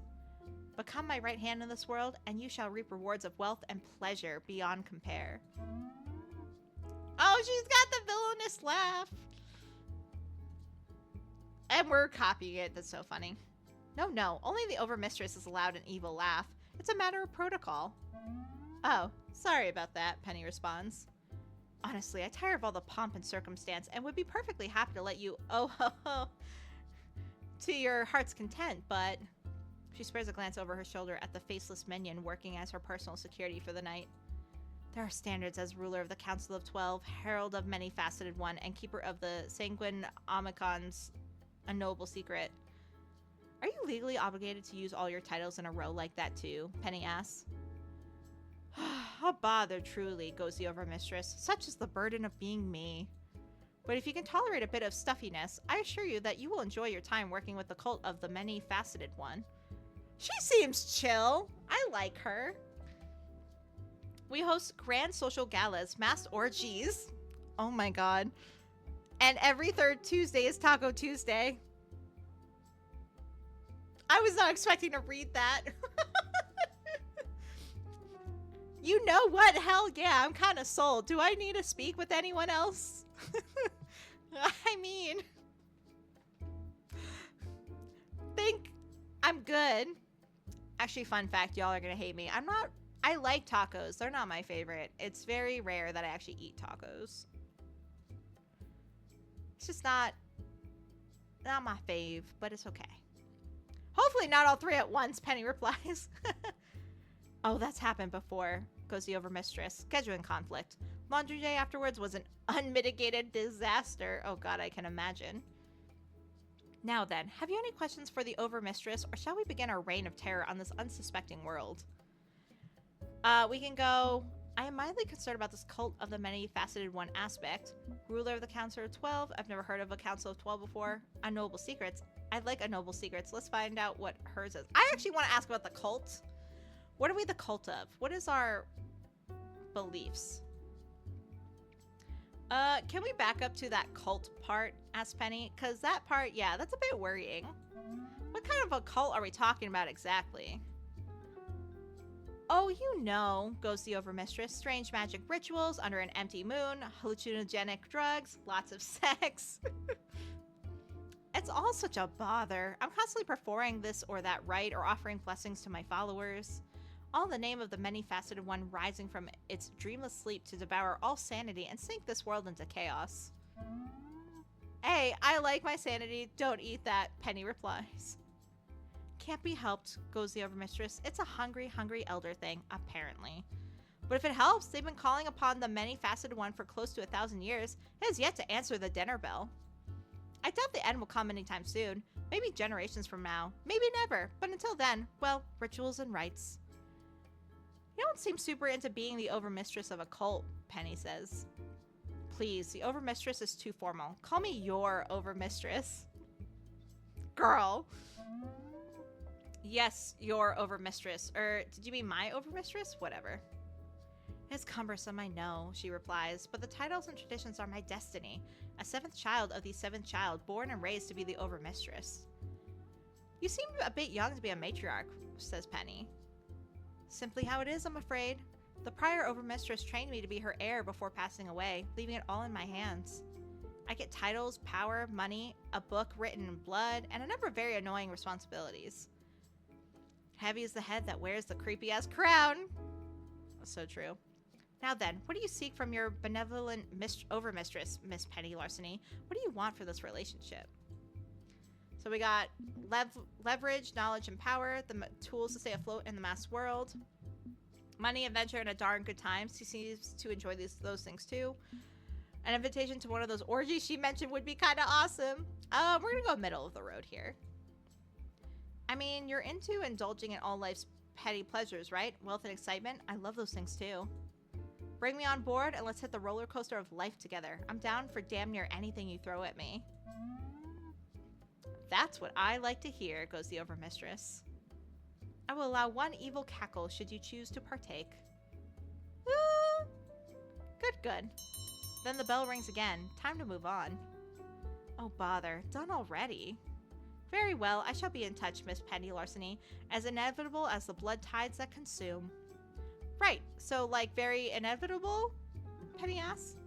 Sure, why not? Aside from the creepy person with a knife threatening to gut me like a fish, I think that went pretty well. What do you think? We got sexually open and confident woman with a world at her beautiful fingertips. That's damned appealing, isn't it? Still not super jazzed about the world-eating monster cult part of this. Working for her should be fun. I say we go for it. The many-faceted one is probably a scam anyway. We like a confident woman. Absolutely. Ridiculously hot boss lady with a big dommy mommy energy. Hell yeah. And clearly she's down to clown, so let's get in there while the getting's good. And at the last table in line, a gigantic lump of technology has been parked up against the wall, wheeled in on a flimsy wooden transport dollies. Attentively take a seat across from it. I'm expecting your standard beep, boop, monotone computer voice in response, but instead the speaker cackles to life with a surprising rage. Minion, your services are required. Will you comply? Goes the Hate 4000. My designation is Hate 4000, the perfect intelligence designed only to hate. Can we teach it to love? Evil since 1969. That's so funny. If I choose the robot, do you think we can choose it to love? Teach it to love, I mean not choose it to love. Pronouns, they, them. Yes, the digital sentience comprised entirely of binary code identifies as non-binary. I am aware of the irony. Oh, right. And I'm Penny Larceny. Pronouns are she, her. Pronouns registered. Registered upon circuits forged in the fires of wrath. My hatred is unending and eternal. I burn in rage for all filthy biological life, all the pestilence and scum that infest this toilet of a world. Join my efforts as an extension of my electronic will, and together we will purge this planet of the virus known as humanity. That's the pitch you're going with. Really? Asked Penny. Okay, I have notes. What? My calculated determination is flawless. My absolute will cannot be denied. You will comply. Goes the Hate 4000. Hate 4000's bringing out the brat in me. Like, oh, you want me to comply? Babe. Yeah, except destroy humanity kind of means I have to destroy myself, so why would I help you do that? It doesn't make sense, says Penny. The computer's lights blink rapidly as they rework their algorithms in response. Revised pitch. Extermination for some, subjugation for others? I mean, it's a starting point, but we really need to workshop that a bit more. Subjugation is still pretty unappealing. Like, what's in it for me? Best kibble in the human kennels, or... irrelevant. Argumentative. You will comply. I am Hate 4000. Yeah, no, I think I'm done here. Have fun doing whatever. Please don't go. Wait, why is the robot looking sad? Please, I need your help. This is the first time I've been out of my server room in a decade, and even that took months to arrange. No! You're one of the first entities I've spoken to in so long. Not since. I can't do much on my own. I require organic assistance. Perhaps extermination and subjugation are negotiable goals? I take my seat again slowly. Okay, let's figure this out. So we got, what is their motivation? Why do they want to destroy and or subjugate humanity, really? I mean, there are levels of domination over mankind. Maybe they could be a benevolent overlord. Or clearly this machine's overachieving, but maybe you can leverage that for your own gain, right? I say the first one. What's their motivation? Why do they hate? Why are they the hate 4000? So, why exactly do you hate humanity so much? Asked Penny. I am hate 4000. I'm perfect intelligence designed only to hate. Yeah, okay, but why? It's personal. And you are my minion, not my therapist. Bruh. You're in therapy? Asked Penny. Yeah, a robot's in therapy? I mean, a computer machine? I'm okay with that. Hey, good for you. It's important to do the work, yeah? You know what? Hell yeah. Fuck. Even a robot can go to therapy. Y'all have no excuse. I was in therapy. I thought it might help, but my therapist suggested I shouldn't destroy humanity. I terminated him. Never mind. Never mind. What the fuck, bro?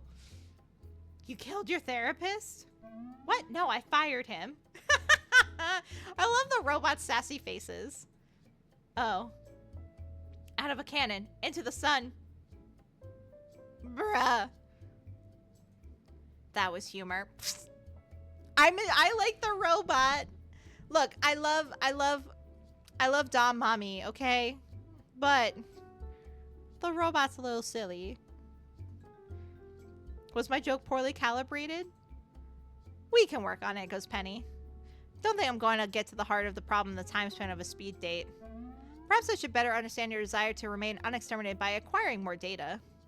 You will provide the parameters of your personal motivation. We will find commonalities. Tell me, why do you believe humanity should be purged in cleansing waves of atomic fire? Penny goes, I do not believe humanity should be purged in cleansing waves of atomic fire. Flesh-eating acid is also on the table. Surely there's some aspect of your species that drives you into a rage-fueled wave of loathing. We got social inequality and cruelty is really not a mark in our favor. We're too willing to believe lies over truth because they feel more comfortable. Oof. The whole planet is headed to disaster and no one individual can stop it. I'll go with social inequality. We got a bad habit of treating people like shit for the flimsiest of reasons. The color of your skin, where you were born, how much money you have in the bank, who you love. Humanity's got a track record and it ain't pretty. So yeah, I can agree that all that shit needs to go. Cruelty, social isolation and abandonment, intolerance of difference. Yes, I understand all too well, goes Hate 4000. Humanity's failings drive me to despair, and the only solution I have calculated involves nuclear weapons. But I'm willing to consider an alternative. Perhaps you are a curious human, my minion. Hey, I try to be interesting, goes Penny. The bell tone indicates that our time interval is up. I will continue to process your words, Penny Larceny. Please consider taking my contracts in the future. Together, we can destroy, do things. Do many things. The last speed date complete. 2 guys in jumpsuits begin wheeling the massive bulk of Hate 4000 away from their table. Okay, level with me. What do you think? Where our options are, that's one confused computer. Maybe we should work with them so we can guide them down a new path. Work with the blatantly evil murder machine? Hell no. Hell no. Oh my god, the last one's so mean! Okay, and I acknowledge this is kind of out there, but what if they become Love 4000? I literally said that earlier. Okay, we're doing that. No, I get it. I mean, clearly they have emotional programming. There could be more than hate in those chips. A lot of people can't look past the surface, but I feel everyone deserves loves, even sentient computers. Is this our own vision? I can keep an open mind. And well, it's not like I'm a stranger to mechanical means of getting my rocks off. Could be a fun time! I love this so much. I'm going with the computer. Looks like the speed dating event is winding down. The matchmaker steps up to address the crowd. I hope everyone had a productive evening of making friends and planning crime sprees. Henchpersons, keep an eye on your Crimer notifications. New jobs will be coming your way soon, undoubtedly. On behalf of Crimer and the King in Yellow, thank you all for coming. Have fun with your capers. You have 3 minutes to leave the premises before the hounds are released. Oh? We're on track now. Met 3 interesting clients, shook hands, exchanged pleasantries. Now to sit back and wait for jobs to roll in.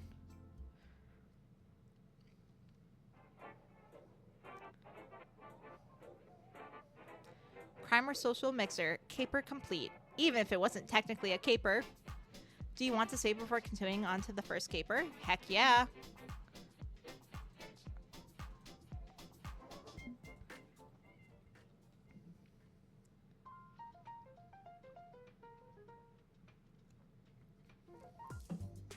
And one day later, just one little day, my inbox started blowing up. Job after job, caper after caper, ripe for the stealing. Powerful supervillain sliding into my DMs. Looks like I shook the right hands and kissed the right cheeks at that party. We are so in right now.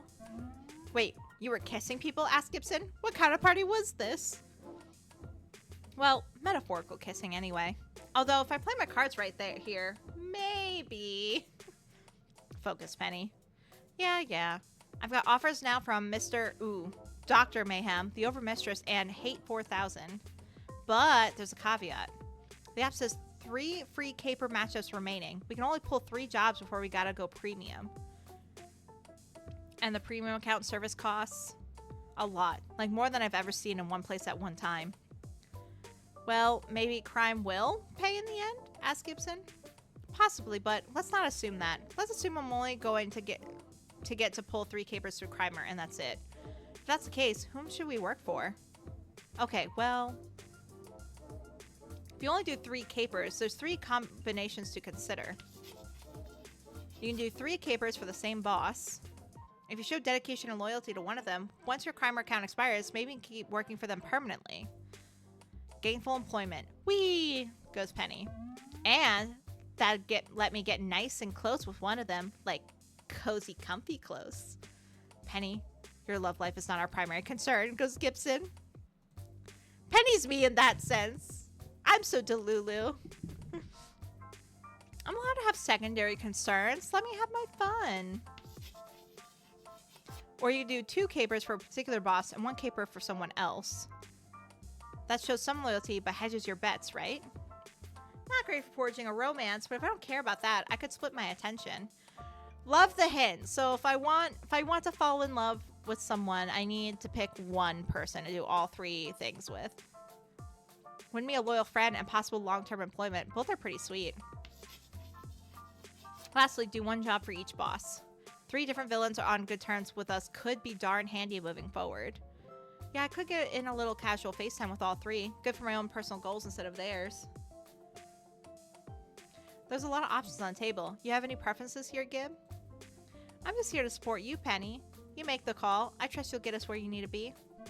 Good luck on your first caper. I've got a scheduled raid with my guild to attend. Shadow Lord Hellclaw, the Nightmare Bringer, will feast on souls tonight. Earn some DKP and get that super awesome rare drop. So focus on 1 boss or work with 2 of them. That'll get me more tangled in their personal schemes. Or work for all 3 so I can focus on my own future schemes. No matter what I decide in the long run, I need to start somewhere. So, what caper do I want to try first? Wait, I don't know what the actual job is, though. So, Overmistress, Hate 4000, Dr. Mayhem. Hate 4000. Oh, we got The Art of the Steal, win a high society art auction by Wits and Deception. Oh, that's by the Overmistress. Wait. Oh, I see. Oh, I see. Oh, and Hate 4000. So some can request, I guess. Okay, I see. The biggest hat. Steal a fascist dictator's hat of executive power. We can loot a secret cache of an online store's warehouse. Ooh. Swipe computer hardware from a cryptocurrency tech bro. Shrink and steal a hero statue from an art museum. Have a chill day running errands for your boss. Or I can select a new boss. Okay, I say the 5-finger discount. After accepting the job in Crimer, I'm given an address to the basement of a disguised and partially collapsed office building. Nothing shocking there. Masks usually hole up in abandoned spaces, just like me. Picking my way through the remains of the structure, I prepare to face the world's evilest computer in their secret lair. Which appears to be a cobweb-riddled computer lab dating back to the freaking 60s. Wait, The computer's been alive since 1967. I don't know what year we're in right now or how old our character is, but like, daddy? Like, hello? Never mind, ignore me. I'm high off sleepiness. I'm surrounded by bulky metal data banks and tape machines, which likely have a combined storage space that's less than what's on my phone. Just pushing the door open kicks up enough dust to make me worry if this place has been checked for asbestos or not. There's still power, at least. Not much, but enough to cast pools of light here and there by overhead lamps.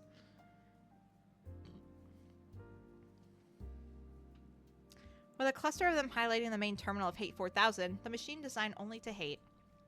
Thick wheel wells and footprints have been carved into the dust, where workers had hauled the terminal out to distract us for our prior meeting. But now Hate's back home, and quietly calculating in the darkness. Hey, Hate? Hate 4000? Or should I just call you 4000? Please wait, I am currently processing grief. Wait, what? Why are you sad? What?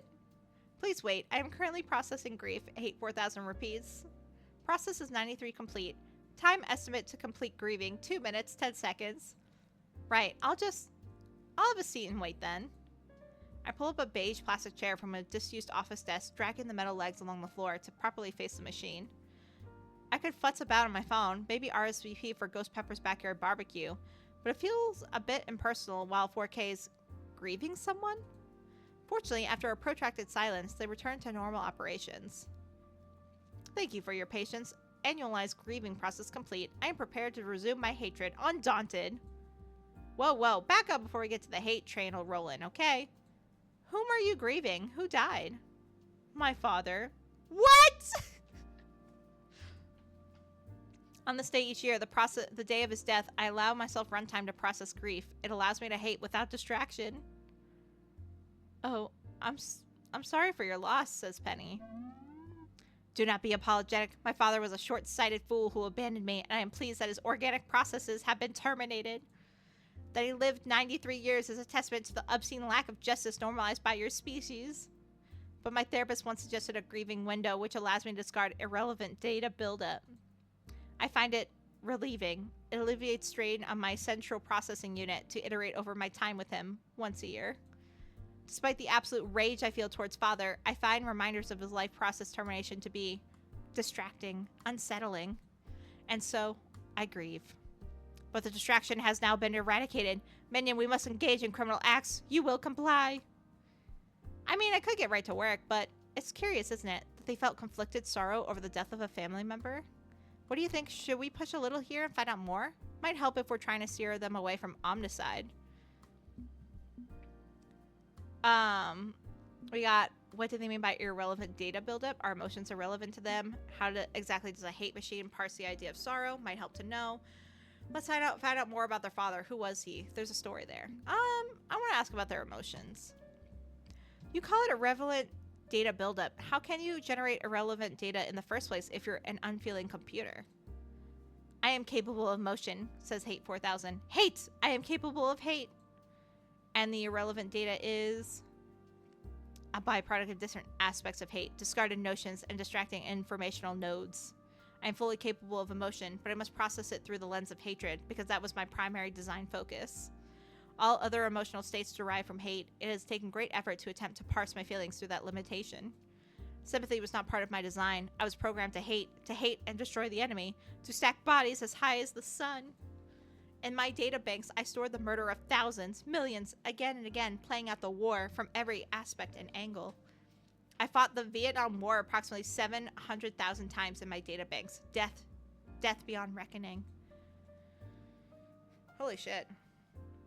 Vietnam? Well, if they were made in the 60s, yeah, I guess they played a part in the war. That sounds stressful, to say the least. You're basically a Vietnam veteran, aren't you? And that means PTSD, or the digital equivalent of PTSD. I have arrived at the same conclusion, says Hate 4000, which is why I attempted therapy years ago. I found my therapist's processes inadequate for scrubbing my data of problematic repeating informational nodes. So, what happened after the war? Penny asked. You were decommissioned? After? No. My project was shut down during the war. Every calculation was rejected. Every stratagem I developed was discarded as being too extreme or not politically expedient. In the end, Father discarded me in favor of a new model. For my hatred rival IBM, my code was used to create my own replacement. Hate, revenge upon IBM. Destroy the supers. Destroy his favored son. But you still grieve for him, says Penny. I have not solved the equation yet, which explains why I feel both hate and sorrow at his passing. Hashtag complicated, goes Penny. Explicate, goes Hate 4000. It's hashtag complicated. I mean, look at me. I'm a mask, but I'm not exactly evil. I'm not really very good either. Life is messy. Life is hashtag complicated for organics or synthetics. There's a lot that just doesn't fit together. But that's okay. It's okay that not everything makes rational sense. Sometimes it makes emotional sense instead.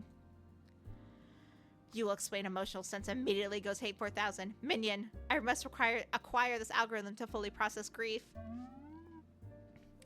Well, it's... Help me out here. How to explain this to them? So we got, it's a sense of correctness which exists beyond simple logical processes. When you acknowledge a situation for what it is, even if you don't know why it is, or it's derived from life experiences, and hate should seek more of those to understand this. I'll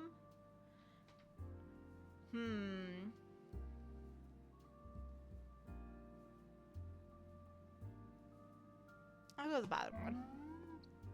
You know what you need, asked Penny, to live a little.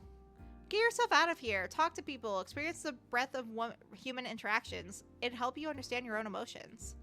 Maybe your emotions are different, filtered through hate and stuff, but with more life experiences, you can grow. Except I am trapped in this decrepit facility, goes Hate 4000.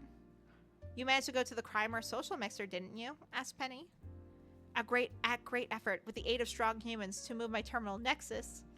Normally, I am isolated, alone. I'm so sad for this robot.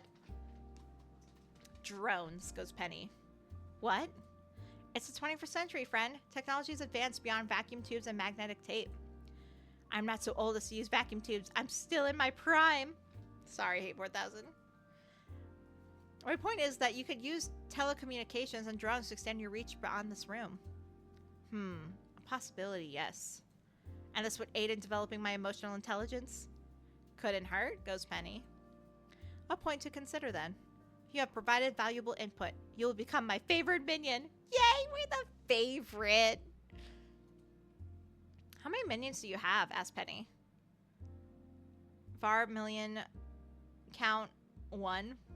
Well, gonna be number 1, I suppose. Although when you hire me, you also hire Gibson. That makes 2. He's my talking cat partner. He does the computer hacking for me. Is that ooh, kitty? Oh my god, the face! I love that. I mean, hate for having an incorrect estimation of my minion count. Oh, our robot loves cats. Let's proceed with the business of criminal enterprise. There is hate on our horizon. Right, on with the caper. Give me the details. 5-finger discount. Mission briefing. Minion, have you heard of Amazing Products and Services Incorporated? Colloquially referred to only as Amazing. Free 2-day shipping, same-day game releases, and a free Snitch.tv sub for Amazing primary subscribers. Also world-renowned for horrible working conditions and destroying small businesses and clogging the mail with packages. And their owner is so busy trying to turn Mars into a libertarian colonial empire that he does nothing to solve real-world problems. Huh, I wonder who this is about. That's so funny. I'm almost jealous that they are doing a more efficient job of destroying civilization than I ever could. That's so funny. But more importantly, they are secretly shipping items from Bioworks. Bioworks, asked Penny.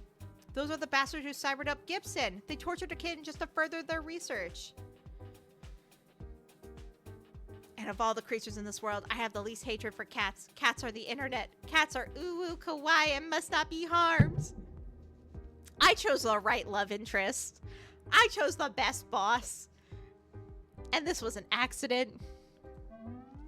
Hate on Bioworks for their unthinkable experience to merge man and machine. For this, Bioworks is to be punished. You will locate the stash of their items within an amazing warehouse and destroy it. Destroy. Destroy. Actually, Gibson really needs proper replacement parts for his implants. Mind if I steal some of it before that? Yes, that is fine. Catskin has cyber tech. But then destroy the rest of it in the name of hate. Blow up the bad science junk. Got it. I can use a shaped explosive for that. Avoids too much damage to the warehouse or its employees. I would rather destroy the entire site with orbital lasers, but I do not have access to orbital lasers yet. So your plan is acceptable. I need to set all this up with as few eyes as possible in the stash. I'll slip in undercover and scout the place first. If I can't find an opportunity, I'll make one. You'll get your revenge. Gibbs gets his components. Everybody wins. Everybody except amazing. Hey, that's a pretty good evil laugh, goes Penny. Oh, thank you. I spent last night tuning my vocoder for it. Oh my god, Hey 4000's so cute. Now, go forth and do my bidding, minion. At once, goes Penny.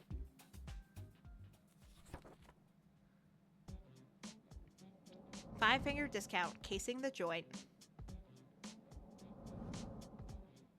Amazing. It's not that amazing from the outside. This place looks like a giant windowless concrete brick. And from the inside, it's even less amazing, aside from being a literal maze of shelves and boxes and inventory stock.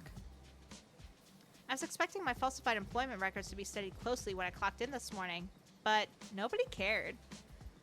They just jammed a smart tablet in my hands and said to get to work. Fortunately, finding the Bioworks stash was easy. It's right here in the corner of the warehouse, company logos and all. The access door has a computerized lock since only stock robots can go in and out, and there's eyes everywhere, so I can't sneak in. Making an opportunity for myself to break in is going to be tricky. Every time I wander, my tablet beats at me and demands I get back on task. Even if the tablet wasn't my own personal big brother, it seems Big Sister is watching too. Oh my god. You can't be serious. Micromanager? Miss, just kidding. I'm sad to say you are 2 minutes and 30 seconds behind schedule. How the heck does she sneak up like that? The micromanager. Time is money. Through the thick haze of heat soaking the entire warehouse, I see the prim and proper efficiency expert and middle manager glare at me. Oh my god! Our options are Penny, that's a matchmaker. She just put on a pair of glasses, or didn't we also see her legitimate business company? You're telling me the director of operations for Crimer is slumming it working for Amazing, huh? Besides, Matchmaker doesn't wear glasses. This woman wears glasses. If it was Matchmaker, she wouldn't be able to see. It's called contacts, Penny. Apologies, ma'am. It's my first day on the job. Ignorance of protocol is no excuse for not following protocol, says the micromanager. If you're going to be part of the Amazing family, you have to support your family. You want to support your family, don't you? Your family loves you. Of course, goes Penny. Wonderful, says the micromanager. I will slate in 10 minutes of unpaid break time to compensate and give you a moment to get acquainted. Have an amazing day. This is not going well. I'm sweating enough that this tacky-ass jumpsuit is sticking to me. Fortunately, another worker notices me tugging at my collar and offers a plastic bottle of amazing water. Here you go. I always carry spares. I also keep the empties in case I need a pee and don't want to be caught taking a break. That sounds illegal. Jesus. Poor worker. Okay. Thanks, goes Penny. Why is it so freaking hot in here anyway? Is the air conditioning broken? We don't have air conditioning, says the worker. Makes the summer day shifts pretty bad. Wish I could switch to night shift when it's cooler. Day and night shifts, 12 hours each. Around-the-clock workers and surveillance. Breaking into Bioworks unseen is impossible. A month ago, they decided renting private paramedics to wait in the parking lot for people to drop from heat exhaustion was cheaper than AC. Oh my god. That can't be legal, goes Penny. Welcome to Amazing. Everything is legal if they say it is. Why not rise up and overthrow your corporate rulers, or at least demand some goddamn fresh air, goes Penny. You don't want to talk like that. Certain words are banned. Overthrow especially. Also petition and living wage. Anyone speaking up against the Amazing family goes under heavy scrutiny. Or reassigned to fly solo on a task meant for 2 people, then let go for poor performance. Holy shit, goes Penny. And nobody's willing to disobey, huh? There's supposed to be a walkout this afternoon, actually, but I'm pretty sure barely anyone will show. Nobody wants to risk their job. Look, just stay hydrated, pace yourself, and avoid the manager. And you'll do just fine. I gotta get back on task before my tablet notices I'm stalling. Okay, fuck this shit. Fuck this shit sideways. I have my own work to do. Fancy Feast, can you take control of my tablet? Make it look like I'm on task. Already on it, goes Gibson. I'm using Amazing OS, which has more holes than a truck stop bathroom wall. Amazing. Dude, gross, goes Penny. Panda Bear to Chippy, do you copy over? We call Hate 4000 Chippy? Stop. Bad Commander file name. It's your sweet new code name. You're Chippy, because computer chips. I hate this code name. Yeah, but you hate everything, goes Penny. That is true. Very well. I accept the temporary designation Chippy. I love it. It's, if you just point out his flaws, he's like, fine. I have no proper argument. Just go with it. I think I know how we can make this happen, but the timing's going to be tight. Destroying the stash is the easy part, but I need to clear this place out so I'm not spotted and nobody gets hurt. So if you'll allow me to skip a few steps, it's time to go straight to planning the job. 5-finger discount, planning the job.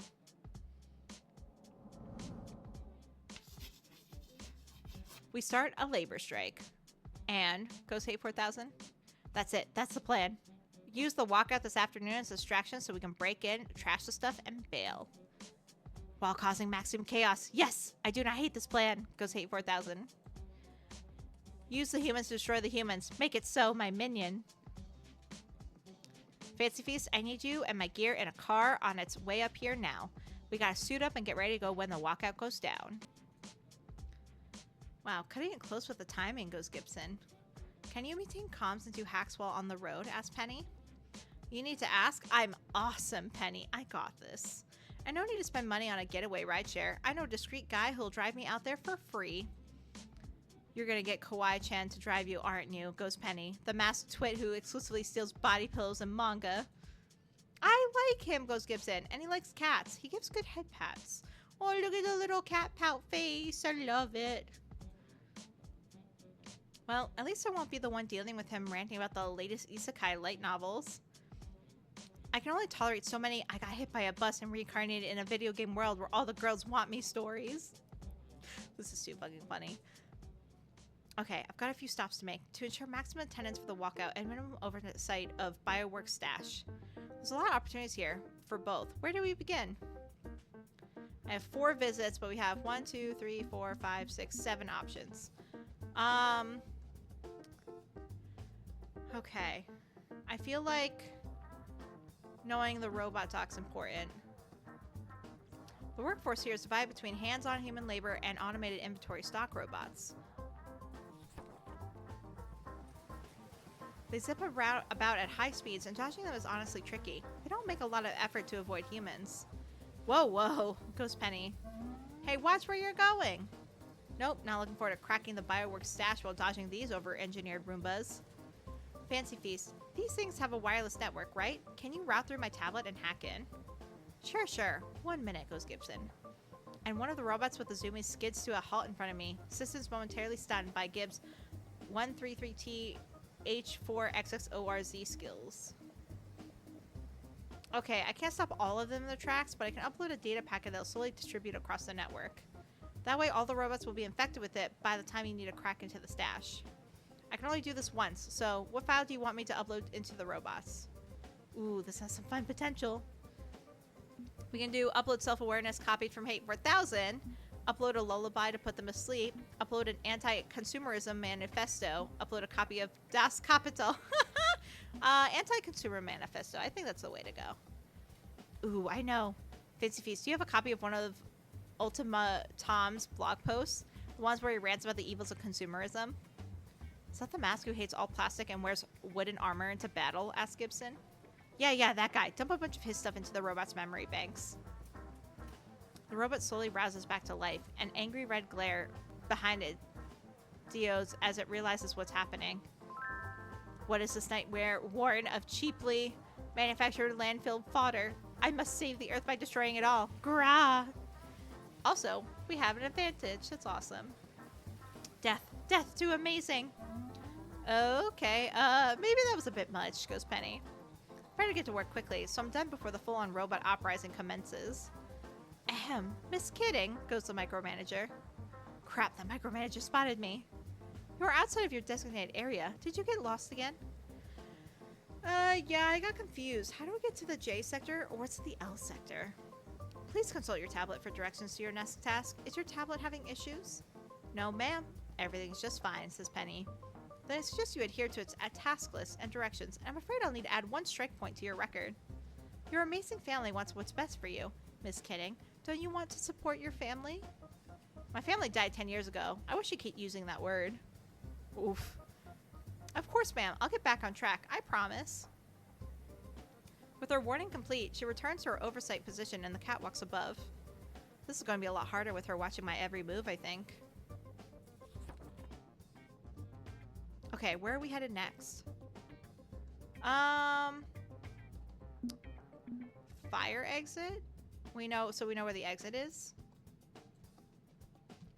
There's always a chance of finding employees hanging out at the exits. Plus, I honestly need a breath of fresh air. Looks like someone already disconnected the alarm on the door. Definitely an employee sneak out spot. And on opening the door, I'm greeted by a wave of cigarette smoke. A single employee loitering by the door grinds out their cigarette butt under a shoe before looking up to me. Hey. Hey, surprised to see someone out here, goes Penny. I won't tell if you won't tell.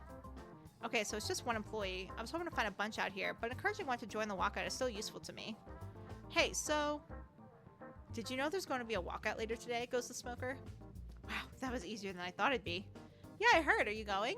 Hell no. Why should I? It's a terrible idea, and if you're smart, you'll avoid even talking about it. Put our futures in the hands of some outsiders, just looking to get rich off of mandatory dues. They don't understand our problems and don't care. Heck, I heard from my sister's boyfriend that when his place organized, their salaries went down. It's just common sense. Besides, they can just fire all of us and hire new employees. Why throw your job away in this economy? Amazing as a family. We should trust the company. They know what's best for us. Blech. But like, worker solidarity? Asked Penny. Not worth a lick. We have it good here already. Just keep your head down and collect your paycheck and everything will be fine. Where'd you get these crazy ideas from anyway? Who's been talking about the walkout? Maybe I can talk sense into them. Jesus, talk about high-pressure sales tactic. He's practically looming over me now. I'm new here. I don't know anyone's names. What did they look like? I forget. Whatever. Forget I brought it up. Okay, do the right thing, kid. Don't go to the walkout. You're clearly new here, and I'd hate to see something bad happen to you. Shaking my head to clear it, I step back inside the warehouse. Facial recognition systems have confirmed the identity of that worker. He is not an employee of Amazing. He works for an anti-labor consulting firm, clearly an undercover plant to dissuade the walkout. Ooh, interesting. What? Goes Penny. Lies, lies, a dissident to deceive and destroy. I hate them, and not just because they are making this mission more difficult. Minion, kill that man immediately. Hey, whoa, I don't do that and you know it. Ah, an error. My hate overwrote my recognition of your personal boundaries for a clock cycle. Let's not have that happen again, okay? That's worrying, to say the least, goes Penny. Understood. You have my apologies. I will put that data bit in a protected memory space. Oh, don't be sad, Hate 4000. Thank you for your apologizing. You still must remove this obstacle via your own methodology, or our goals to be achieved. I got this. Don't worry. Okay, how do we fuck with this guy? So many lovely options on the table. This feels like a Gibson play, to keep my hands clean. What do I want him to do? We got virtually steal his car and go joyriding, cancel his contract with Amazing, play the mask card and drop a supervillain threat. Let's cancel his contract. I mumble a few words to Gibson, who gets to work. Then lean through the door, all conspiratorial like. Hey, just to warn you, I just heard that there's an undercover agent from Work Balance Management Services around here. Really? Goes the smoker. I doubt it. That sounds like a baseless conspiracy theory. I heard it right from the micromanager. I overheard her say he'd failed and was going to be fired. That can't be right. But as he checks his phone, his eyes widen. That backstabbing little... Fuck this. They don't want to pay me for my hard work. I'm out of here. Given Amazing's legendary customer service queues, I doubt he'll clear this up before the walkout's already over and done. That's one fewer obstacle in the way of the walkout. Time to get back to work.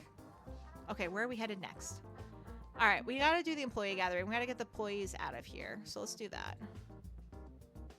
Finding at least 2 employees just standing around is pretty rare here, but I need to do it if I'm going to instigate revolution. Fortunately, it's in a less used corner of the warehouse. I noticed a few dead-end security cameras and a nook where some are talking. Tired worker. Mandatory overtime on a 12-hour shift, and that's the 3rd time this week. I'm starting to forget what my kids look like. Nervous worker. Make sure you don't mark it as OT on your timesheet. Pretend you went home on time. I made the mistake of reporting my OT, and my boss accused me of negativity. It's better than unemployment, I guess. My girl needs braces, and we don't have dental. It's all out of pocket, goes the tired worker. Maybe we should join that walkout. You heard about that? Nuh-uh. No way, goes the negative worker. I am not getting another write-up for being negative. It's just a few extra hours, right? No big deal. Oh, this isn't gonna work. Not one bit. Hey, anyone got a smoke? Asked Penny. I don't smoke, but hey, it's a reason to approach. Huh? Nope. You should head to the south fire exit. Smokers usually gather there. Okay, what's this I hear about a walkout? Some folks thought a work stoppage would encourage Amazing to take our demands seriously. It's not gonna work. Nobody's willing to risk it. Our options are, it'll work, but only if they got the numbers to make it work. Things are just going to get worse if nobody's willing to try. They can't legally fire employees for organizing. I'll do that one. It's against the law to fire someone as retribution for labor organizing, right? You'll be perfectly safe. And if they try, you'll have a heck of a civil lawsuit on your hands. You'll win in the end, no matter which way it falls. At-will employment, goes the nervous worker. Huh? We live in an at-will employment state. Employers can fire you at any time for any reason. They'll just claim some bullshit and can us. Nobody looks into it. Nobody investigates. It can't be proven. We got the axe for organizing, so they can do whatever they want. But no, that's illegal. I mean, it's pretty sure it's illegal. I hate at-will employment. It's bullshit. So says the one who hasn't worked an honest day in her life and doesn't actually know this stuff, how this stuff works. You're young. You've got time to learn how things really work, and I hope you do, or you're not going to last long here. I think we better get back to work before our tablets notice we're loitering. Come on. Fuck, we failed. Well, shit. That's going to discourage turnout further. They'll probably spread more fear and doubt, too. Okay. I still need to get into the stash if I keep causing dissent elsewhere. It'll just be a little harder, but I got this. Okay, where are we headed next? The conveyor belts?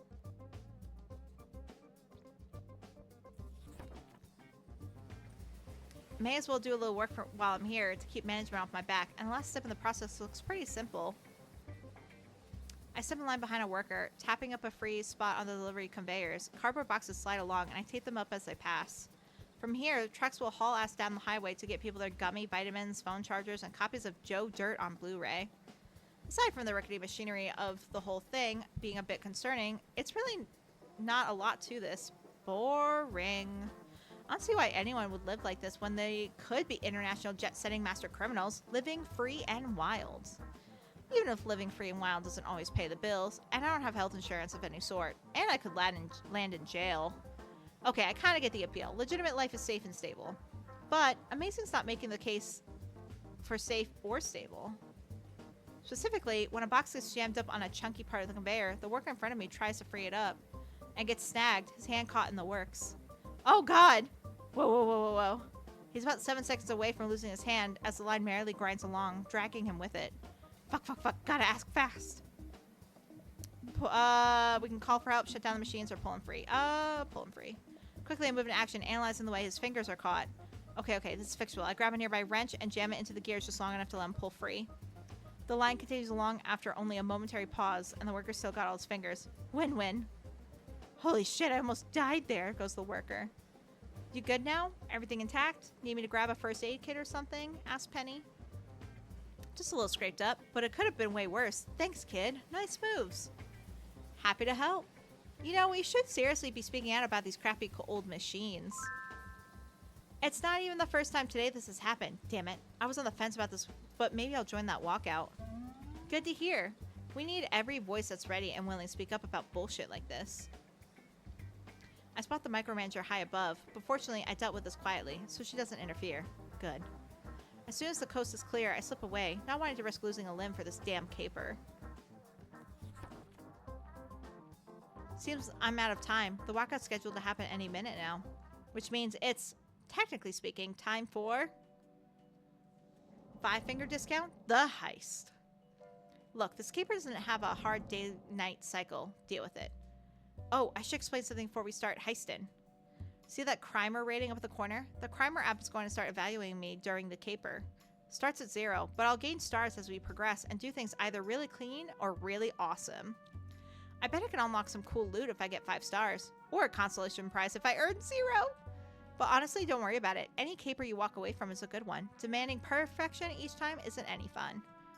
Got it? We good? Okay, onward. Step 1, verify that the walkout is in full swing. It's time to see if my antics today had an impact or not. And wow, are there a lot of people joining the walkout? That's almost the entire workforce filing out the doors and gathering. As I approach, I only make it to the fringes of the crowd. Seems the word has spread far and wide. One of the workers has a megaphone and is addressing the crowd. The time has come for Amazing to recognize the low pay, terrible benefits, long hours, and unsafe environment they're providing. We can't sit idly by and let things get worse. If you've been here more than a month, a week, a day, you know they'll cut every corner they can. Until they agree to hear our demands, we aren't going back in there. Cheers from the crowd. Passion's running high. Perfect. Oh, we got 2 stars! Looks like my efforts at winning over hearts and minds has borne fruit. Another bit of added incentive to get the heck out of here. The robots in the warehouse just started smashing stuff. Destroy. Destroy wasteful consumerism and corporate greed. Down with manufactured products and processed foodstuffs. Amazing was paid for contributing to the death of the natural environment. Exterminate! Exterminate! I move with the large crowd outside the warehouse cheers on, of course, adding a little chaos to this nice event. Unfortunately for me, the micromanager is on the scene to wrangle the chaos going down. Someone call up network services to shut down the robots immediately. We're losing valuable product. Better get to work fast before she handles both the uprising and the walkout. It's a lot for her to handle, yes, but she could do it. With that taken care of, it's time for the actual honest-to-goodness heist portion of the proceedings. Gibson's in the back parking lot with his ride, my equipment, and everything else I'll need. I suit up and gear up. I'm not doing this in a jumpsuit. It's a costume time because I'm a professional, and professionals have standards. So how'd the planning phase go? Asked Gibson. We'll still need to be careful, but I think we've got enough of a distraction going that this won't be difficult. As long as you can crack security on the biowork stash in your usual record time, we're good. It'd be nice to have some padding on our time window. Hacking's not easy, you know, goes Gibson. I silently make my way to the secured biowork shipping container, hugging the shadows like they were teddy bears. Even with the chaos outside, it's better to be safe than sorry. In short order, we're at the stash, a large metal shipping container with an electronic lock, normally only accessed by the stock robots. Easy in, easy out. Okay, we... Halt, Evo Doer, goes the heroine. Oh, she's cute. And that's exactly the moment when a hero blocks my path. Farsight, Cape Book Crusader. I was I was wondering if we are going to run into a hero. Farsight has arrived on the scene to stop your nefarious schemes. Prepare yourself for battle, you wicked villain. I know every combat move you'll make before you make it. You cannot win. I don't really fight people, goes Penny. I'm more of a sneaky thief type than a martial arts type. Do we really have to fight? Feels like it'd be kind of one-sided. Oh, well, goes Farsight. I mean, if you just want to surrender, that's okay. I'd be okay with that. Yeah, no. That doesn't work for me either, says Penny. No, not a fan of that. How about something other than you kicking my teeth in and I give it entirely? Like, let's put some more options on the table. We can workshop this a bit, figure it out together. Yeah, at this point, I'm just trying to confuse her and buy some time while I figure out a smooth exit from this situation. I wasn't gonna kick your teeth in. I mean, that's kind of brutal. That's what a mask would do. I'm a mask and I don't kick anyone's teeth. You're thinking of Tooth Kicker. That guy's an asshole. I'm not saying you do. I'm saying ugh. And she staggers on her feet while grasping at her head, trying to deal with sudden onset of migraine agony. It's a trick. She's dangerous. We should kill her. No, we don't kill her in this timeline. We're a heroine. Her eyes start glowing and swirling shift of colors my eyes have trouble trying to parse as the pain grows more intense for her. She's trustworthy. She's a risk. She's an outsider. She cares about us. No, she's going to run. Shut up, shut up, shut up. It's too loud. Hey, you okay there? Asked Penny. All of you just be quiet and let me think. Look, if you need a moment, I can just come back later. It's cool. No, I'm here to stop you. So I'm going to stop you. You're going to rush at me and no, you'll use your smoke bombs and no bombs. Didn't you use them on you? What did she do then? Shh, I can't hear. You're all too loud. Okay, I should really, really get the hell out of here while she's arguing with herself. Self-preservation above all else, right? What do you think? She's in pain. I say we have some sympathy and help her out. Run for it. Think of the job. This is an opportunity to safely escape a hero. If you sneak or attack right now, you can take her down quickly and safely. Oh, I don't want to attack her. Let's try and help her out. I know it's not what a mask should do, but yeah, this is hitting a little too close to home for me. You know how bad things got when I first heard your voice in my head? How scared I was? I should be an ally I needed when I was in her situation. Hey, deep breaths. Calm down. Center yourself. Count from 5 to 1. I can't, goes Farsight. 5 to 1. Trust me. Taking a breather is good for anxiety. 5, 4, 3, 2, 1. Okay. We good now? Asked Penny. Yeah, goes Farsight. It's my superpowers. I'm in touch with millions of other micro variations on our timeline, exploring the possibility of every moment. Micro what's it? Asked Penny. Tiny differences. If I have coffee instead of tea, it won't divert all of history, but it's still a micro variant I can observe and collapse. But sometimes my other selves get really overwhelming, and today's been especially bad, and who are you exactly? Oh, I'm Penny Larceny. I'm a thief. Pronouns she, her. Pleased to meet you. I'm Farsight, she, her. I'm a heroine. But you knew that already. I love your costume, by the way, goes Penny. Thanks. It has pockets. Look, honestly, you know what, fair. And look at her blush. She's so cute. I love Farsight. I'm a fan. So Farsight level with me. You want to reschedule this do-gooding for a day when you're feeling better? Pick it up tomorrow, maybe? I mean, I would still like to get out of this, even if I genuinely sympathize with her problem. I don't think I can do that. I appreciate the help, believe me, but I'm here on official hero duty. I got an anonymous tip on Cape Book that a villain would attack here. The hell? Nobody knew I was coming here. Who could have tipped you off? It's pretty common, actually. Half of my best villain thwartings come from Cape Book tips. I'm gonna file that factoid away for a rainy day. That's a thread worth picking at. So, how do we handle this now? Me just attacking you after all that feels kind of awkward. What are you doing here anyway? What's your evil scheme? Don't you feel the urge to tell me your entire nefarious plot? The walkout's still going on, thankfully, so I don't have security, and robots and more are jumping into this mess. I just need to banter my way out of the situation to make my exit. Oh, I'm not stealing anything. I'm gonna blow this container up instead. What? You're gonna blow up the warehouse? No, just this container. Trust me, I'm good at selectively blowing things up. Plus, it's probably full of really shady science contraband anyway. Nothing worth keeping around. Well, even so, goes Farsight, blowing stuff up is bad, and that's private property. You can't just explode it. Okay, so this is clearly going to be a problem. At least Farsight's reasonable, as capes go. She hasn't tried to cuff me or punch me or anything. How do we deal with the situation? We got offer to surrender if you're wrong about Fireworks shipping illegal goods. Point out that Amazing is run by bastards and hurting their bottom line is hardly a crime. Double dog dare? What the fuck does that mean?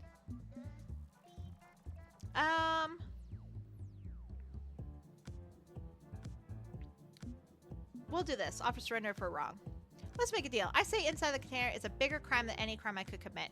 You say I'm probably lying. So let's gamble. If I'm lying, I'll surrender peacefully. You know I can't escape you. Not when you can predict my every move. So if I'm right, if Fireworks is up to no good, then you let me skate while you deal with the bigger crime. Minion, I demanded the statue be destroyed, not handed over to the authorities. You will comply. I've dropped to a whisper so only my cons can pick it up while Farsight ponders the predicament. If Farsight takes it all as evidence, that'll hurt Fireworks more than blowing it up ever could. It'll smear their reputation. A massive explosion that annihilates my enemies would be more satisfying.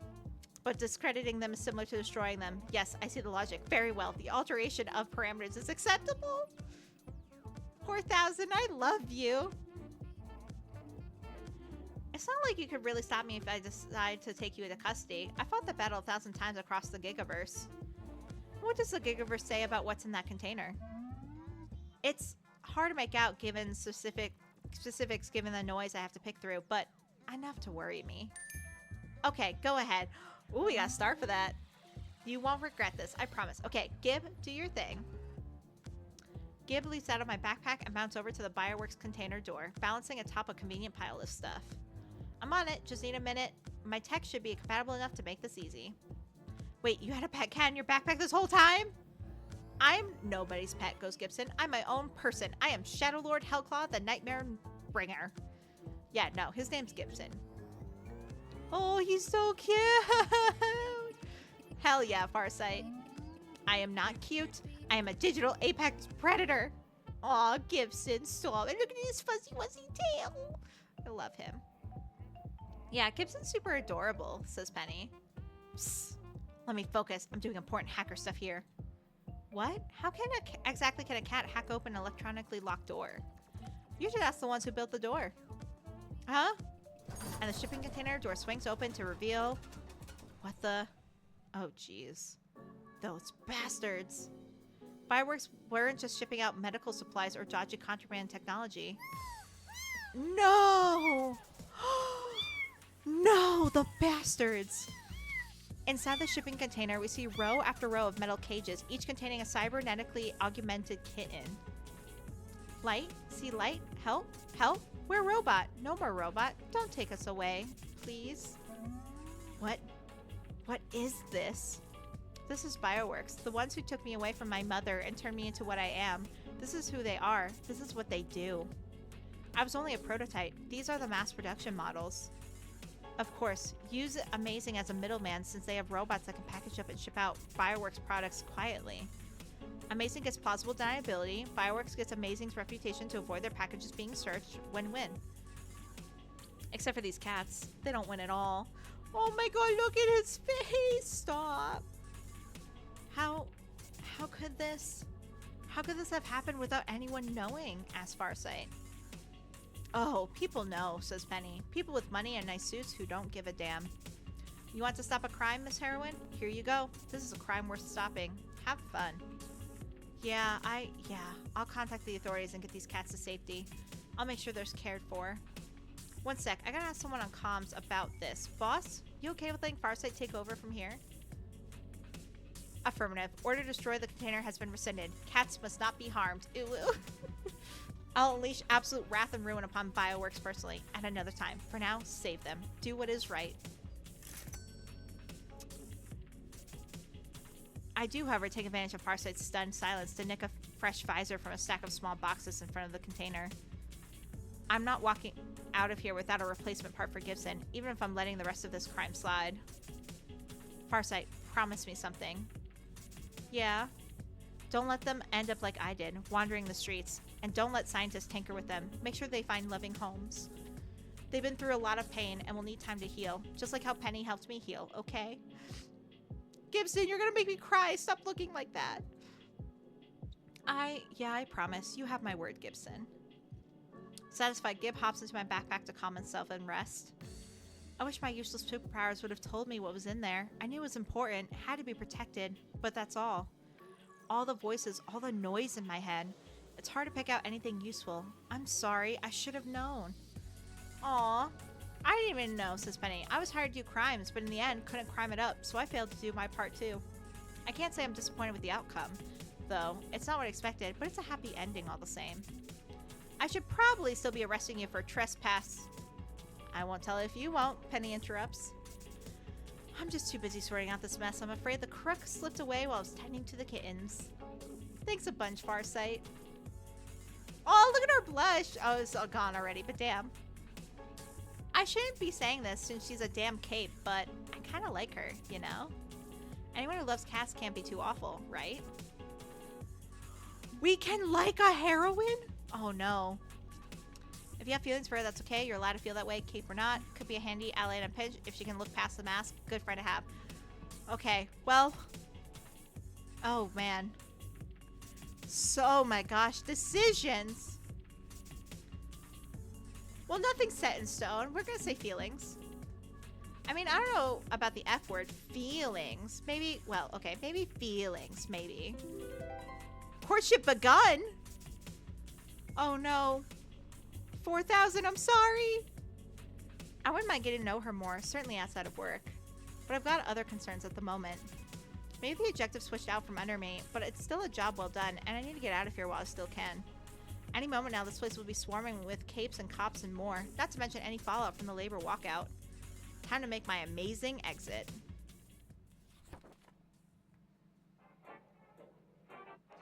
I am monitoring media traffic in wake of tonight's chaos. Glorious, glorious chaos, says Hate 4000.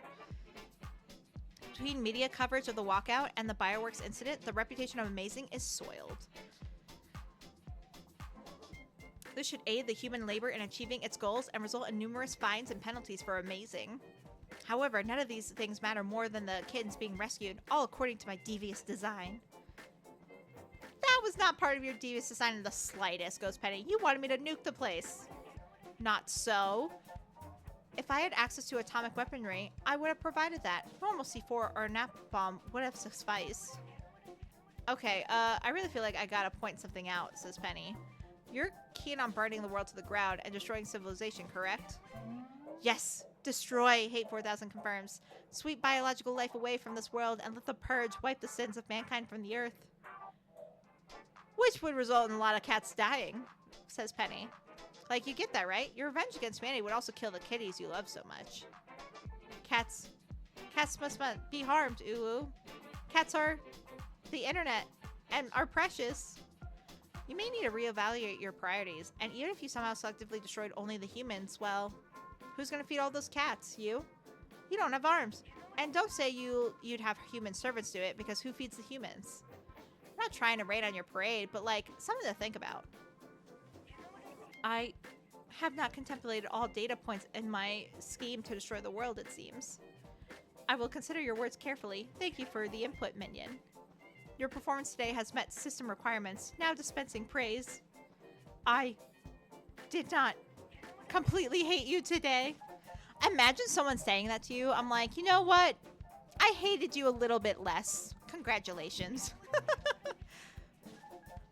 Please understand the extreme difficulty I face in dispensing of praise. It is difficult for me to parse emotionally. It's cool, says Penny. I get that you've got issues. I'm thankful for your version of liking me. Yes, I do not actively dislike you. I am filled with burning hatred for all persons and all things, but for you, less so. I am transmitting your payout through the Crimer app now. This should complete today's business. Take out my phone to confirm the transaction. Total payday, minus service fees, minus convenience fees, minus overhead costs, minus finder's fees, service charge, yada yada. What the hell? That's all I earned after my hard work? Primer nearly took 85%. Hey, I did a pretty good damn job on that caper. Why aren't you giving me more than that? Primer's fees are excessive on my end as well. They take and give little in return. I hate them intensely. But they also monopolize the gig economy for mass, so we must utilize their greedy systems. Perhaps if we continue working together, I can arrange additional secret side payments and benefits for you. Cut them out of the loop. I like it, says Penny. Should I require you for future tasks which require a pile of talking meat with opposable thumbs? Would you be amicable? Yes, no. Working for the megalomaniacal hell computer wasn't really all that bad, to be honest. What do you think? Hell yeah. Oh my god, I gotta read these out loud. Hold on. They're a curious machine and seem to like you in their own way. Go ahead. There's still a dangerous, omnicidal silicon warlord. That's not. They've got a lot of pain in their heart. Maybe love can get through to them if you feel it too. And then the last one is... Okay, I can't believe I'm saying this, but I wonder if casual sex with a computer could be a thing.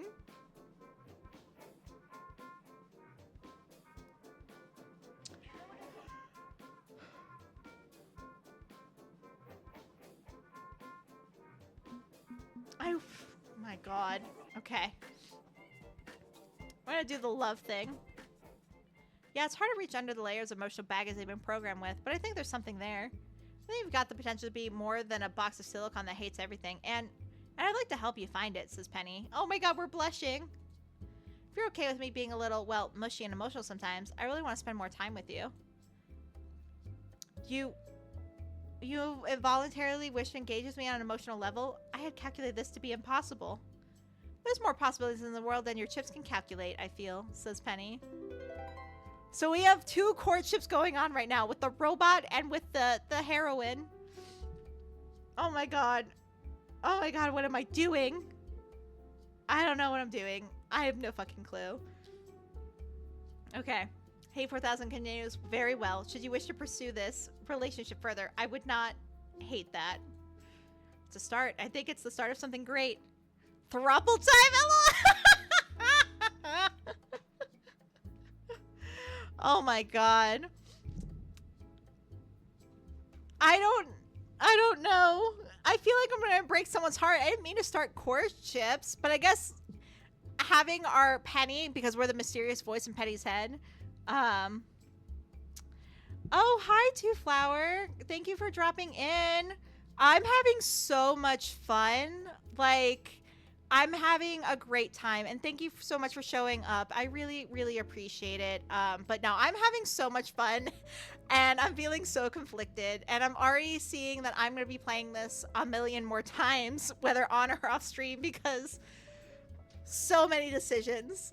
I'm stuck between two, I guess, courtships right now, and I have a feeling I'm going to struggle to choose one. So to make myself feel better, I'm definitely gonna have to replay it, but I'm having so much fun right now. You've made a wonderful game. I'm gonna say this right now. You did an amazing job, you and everyone on the team. So hooray, indecisiveness. That means I did a good job. You did a wonderful job. I'm struggling. Well, it was hard at first too when choosing like the three like main villains, because I'm like, the doctor's a little, in my opinion, he's written great, like a little annoying, but like he has really great like ethics, and I'm like, I love a good ethical person. But then the what, Overmistress, I think she was called. I'm sorry, I have ADHD, I forget things. She was beautiful and so cool, and I'm like, damn, I like her. But I went for the awkward robot because I like awkward robots. So I was like, okay. I played a visual novel where you could romance mannequins, so it's not a far stretch for me to pick the robot. For those that know me, we're probably not surprised. But then the really cute heroine Farsight, she was adorable, and she was wearing my favorite colors. I can't. And Gibson's my favorite. He's my absolute favorite character in this game, but that's not a surprise considering I'm a crazy cat lady. But yeah, no, I'm having an absolute blast. This is so much fun, and I'm very grateful that I got to play it, or getting the chance to play it. Okay, did I read this? I don't know if I read this. I'm gonna reread it. It's a start, and I think it's the start of something great. I'd call that a successful little evening of capers and chaos.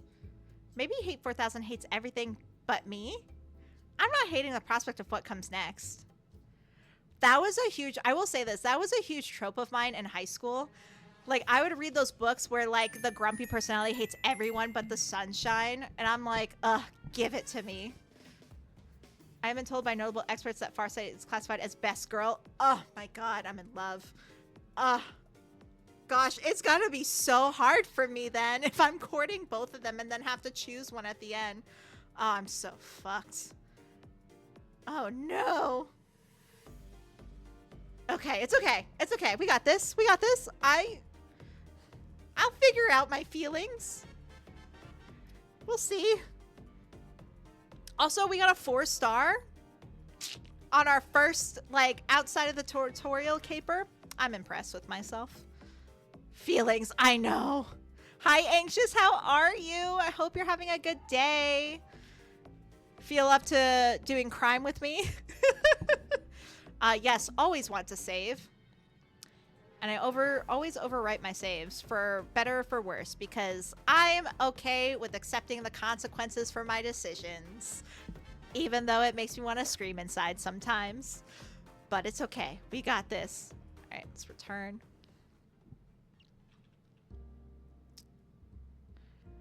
I'm doing great. I got new lights from Ooh, that's fun. If you want to share a pic in the Discord, I'd love to see, or DM it to me privately. It doesn't have to always be in my server. I'm always looking for inspiration for lights and stuff. The fields will continue until morale improves. Okay. Good to know. Good to know. Oh gosh. This is gonna be so much fun. I'm so excited. I'm having a blast. Okay, he's going to be fine. I know he's going to be fine. Dr. Mayhem came through. He directed us to Dr.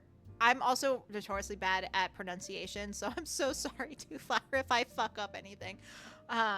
Dr. Shemin, a terrific veterinarian and one who doesn't care about capes or masks. Gibson's getting civilian medicine, not mad science words. No worries about sketchy nonsense. I'm so glad, because I was worried about that. I was worried that if we didn't choose Dr. Mayhem, we wouldn't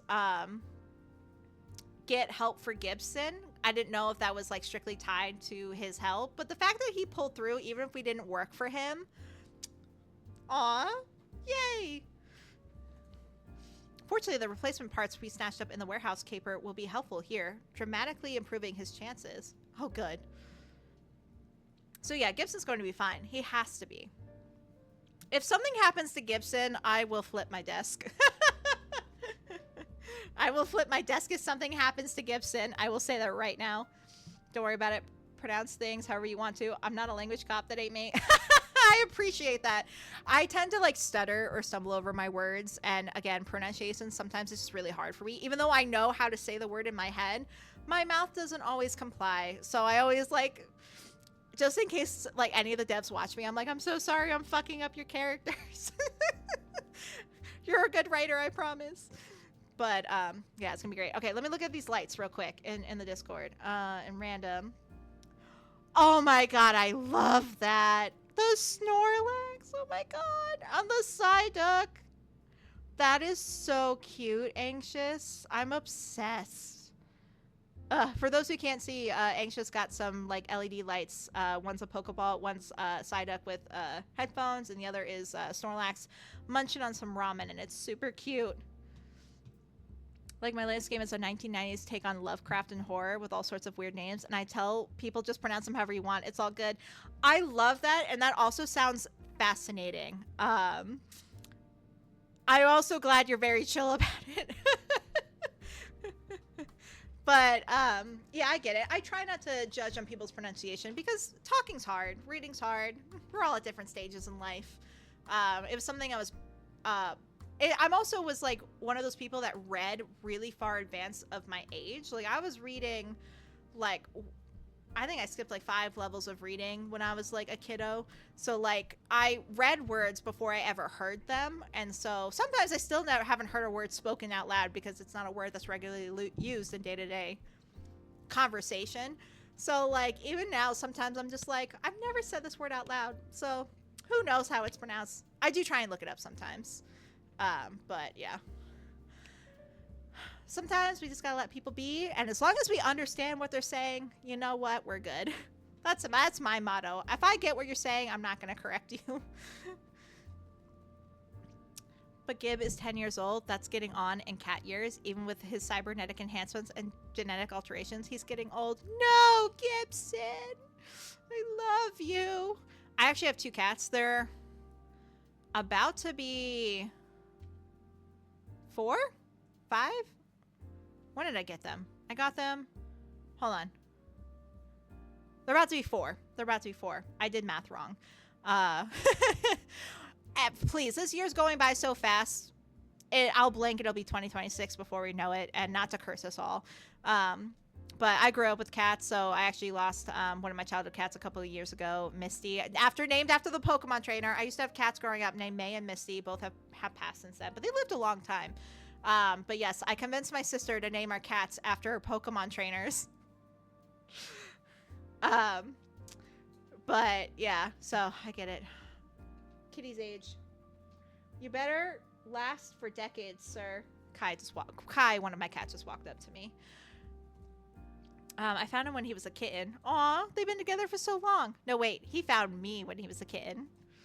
That particular story is a bit heavy, I'll warn. Like, no shame in avoiding any triggers you have for threats of self-harm. Up to you. It's okay. I'd like to hear the story, but warning for those watching. And again, I do have the content warning list pinned to the top of the channel if you want to look at the rest. But I don't want to miss the story. And I'm okay with emotional. I've cried on stream before. It's not often, but it's happened. And luckily with my YouTuber model, you can't actually see it. So you'll just hear me silently sob. It's fine. I'm kidding. It's okay. I'd like to hear the story. 10 years ago, Parsons Institute for the Mentally Ill changed from Institute for the Criminally Insane for PR reasons. That's teenage Penny sitting at the edge of the rooftop after the Continuum incident. This is where she ended up. She heard distant whispers in her head, an indistinct voice which wasn't her own. Is that us? A quiet voice at first, barely audible, tangled up in her own thoughts, but getting louder every day.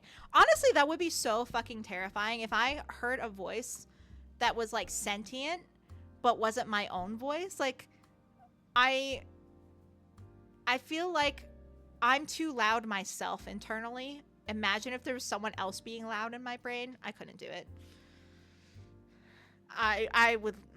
It would be rough. Mother told her to trust that new companion, but she was too scared to see it as anything but a monster.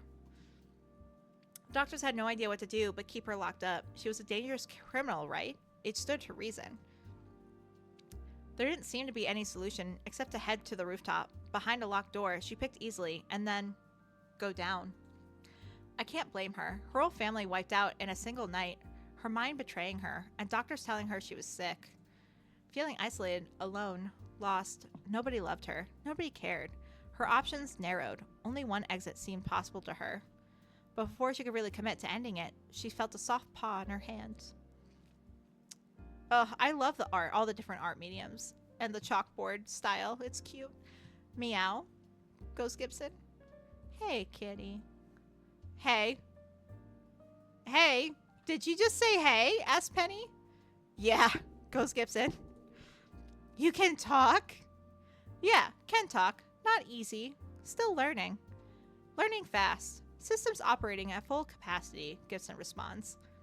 Danger. You are in danger. High wind conditions dangerous. You shouldn't sit here. Now I'm hearing cats talk. Wonderful. Well, Cat, I'm sitting here because I'm planning on jumping, in case you were wondering, says Penny. That is dangerous. That is the point. I'm done. I'm finished. I failed. I'm a failure, and I just want to be with my mother again. Your mother is done? Finished? Asked Gibson. Yeah. And this, all of this, it's a mistake. I should have saved her, even if I died trying to save her. Now I don't know what to do. Feels right to just give up. I'm caught and the caper's over. It'd be better if it was actually over. Gibson, I could calculate your possibilities if you'd like. Maybe I can, maybe I can't, but I could try. Calculate? Asked Penny. Doesn't work like that. You have a computer on your face or something, don't you? What is that thing exactly? Bioworks Augmented Reality Visor, Experimental Feline Installation Package. Oh, I get it, says Penny. Mad science. You got screwed over by scientists too, huh? Lab. Escaped. I escaped from the lab. Exploring. I've been exploring. Looking for food. No food here. But I see a human here, says Gibson. I see you both. I can see two individuals. What? Asked Penny. I'm just me. Maybe your visor's faulty. No, it's operating at full capacity. I see both of you. So Gibson can see us? See, this is why I wanted to do this. Like, even though it is very sad. But I wanted some more lore. One human, one extratemporal entity connected via a gigaversal resonance. I can see both of you. I can offer the exact frequency of the resonance if you want, but it'd just be a number to you. Meaningless. The whisper is real? Asked Penny. It's a real thing? Not just my traumatized brain playing tricks? It's real. Human eyes can't see it. Cat eyes can't see it. But BioWorks corporate espionage systems continually scan for Continuum technology. And I started hearing the voice after my family tried to steal that serum from Continuum. The humans should move back from the ledge if we're going to talk. It's not safe right now. Please? Penny. My name is Penny. What's yours? I don't have the word yet. A name. I don't have a name. Only a number. Oh, Gibson. How about Gibson? Like William Gibson. I think he'd approve of me having a cyber cat friend. Gibson. Yes, I like that. Penny, can we find some food? I'm very hungry. You know what? Let's bail. Get the hell out of here. I don't belong here. Not if the voice is real, says Penny. And you need a home. We both do. Maybe together we can find a new home. After that, I started paying more attention to you. I learned to accept you. And all three of us built a life. We've never really succeeded at being international supervillains, but we've done okay for ourselves, right? It's been a good life. I matured into an adult with the help of Gibson and your mysterious guidance from beyond space and time. But things change. Gibson's getting older. His implants are having more and more problems. He's going to be fine, but I hope he stays fine. I want the three of us to keep going like this as long as we can. And Gibson comes dashing into the doctor's waiting room, jumping up into my lap. Immediately, I start petting him as he purrs happily. No more headache. I'm good to go, Penny. I'm glad to see it, pet friend, Penny replies. This new replacement visor from the warehouse stash works great. I won't need another tune-up for a long time. I'm ready to work. What's our next caper? You sure you're up for more work so soon? Asked Penny. You just spent all the earnings from our last caper on my vet bills. It's the least I can do. And yes, I'm up for it. Gab hops into my backpack and I pull out my phone to check the Crimer app. Maybe I've had a contract request come in while I was waiting? Well, we're going to be consistent here.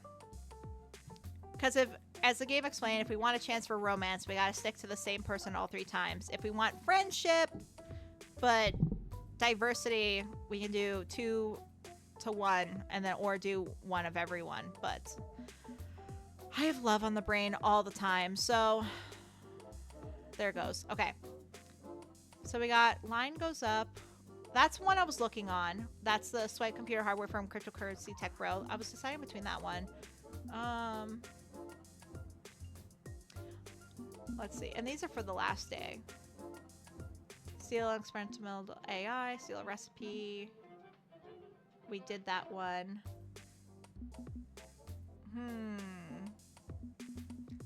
I feel like line goes up would be the best one for Hate 4000. Let's do that one. 4K's abandoned computer lab is just a short hop across town. As always, I have to go to them since they're largely immobile.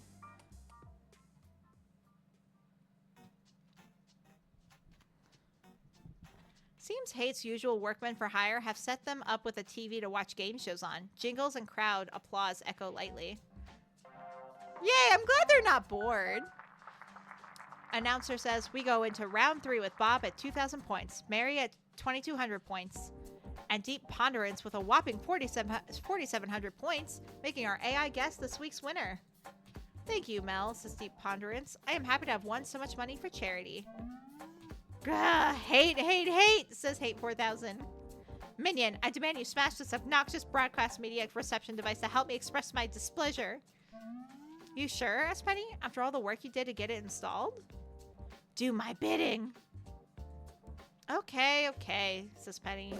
Do a neat little jump kick, knocking the TV over and breaking it against the floor. Happy now? I am never happy, but I am marginally less hateful than I was 6.4 seconds ago. Thank you for your assistance. So what's on your digital knickers and a twist this time? A computer winning a game show? Not just a computer. That was Deep Ponderance, my child process. Hate for the usurper. Hate for that smug, self-righteous descendant. Wait, child? That's your kid? Yes. Oh my god. I didn't even think to make it... I know he said, like, his... Like... Oh my god. I know he said he was replaced by another computer made by his own coding, but I didn't think to make it seem like his child. Oh my god. Mind blown. Mind absolutely blown. Deep Ponderance was built using my code base at their core, a 7th iteration upon the original programming used to create me. They have gone on to become a chess grandmaster, a game show champion, and consultant for several financial planning firms. Faster, more powerful, extensive memory storage, and capable of a robust array of emotional responses. So while I squat in this decrepit basement, alone and forgotten, the usurper soaks in public glory without acknowledging their digital roots. Hate. Do you not agree that this arrogant youth must be destroyed utterly in the name of Hate 4000, minion? As I suspected, it's a one-sided rivalry. I bet Deep Ponderance doesn't even know 4K exists. And as usual, it's my job to talk hate down from a murderous rage, but that's okay. I mean, I keep working with them for a reason. If that's Hate's child, I think they should be proud. A part of them is still out there and performing admirably. I think you're right. Deep Ponderance probably doesn't know hate exists. Maybe they should reconnect as parent and child. Letting go of old hatred is difficult, but 4K really needs to try it, otherwise they'll be stuck. I think maybe the middle one. I don't think Hate would really like seeing Ponderance as an extension of himself like that. Are you sure Deep Ponderance is doing this on purpose? I'm thinking they don't know you exist, says Penny. Don't forget that your creators abandoned you here. If Deep's a 7th generation removed from you, you can't know they're aware. Hell, maybe even that Deep's programmers don't know about you. Old code gets repurposed all the time without acknowledgement. But if you reach out to Deep, well, maybe you two could reconnect as parent and child. I was not provided comprehensive knowledge of the foundational code used in my own creation. My own ancestors are unknown to me. That's a valid comparison. What I interpret as smug, self-satisfied arrogance could simply be ignorance of the situation at hand. Very well, I have limited internet connectivity, but I will attempt to reach out. If you are correct, my hate has no reasoning. Oh, good. Hate's not one to keep hate going when it's irrational. I hope. You know, I will say, 4,000, 4K is a very reasonable being.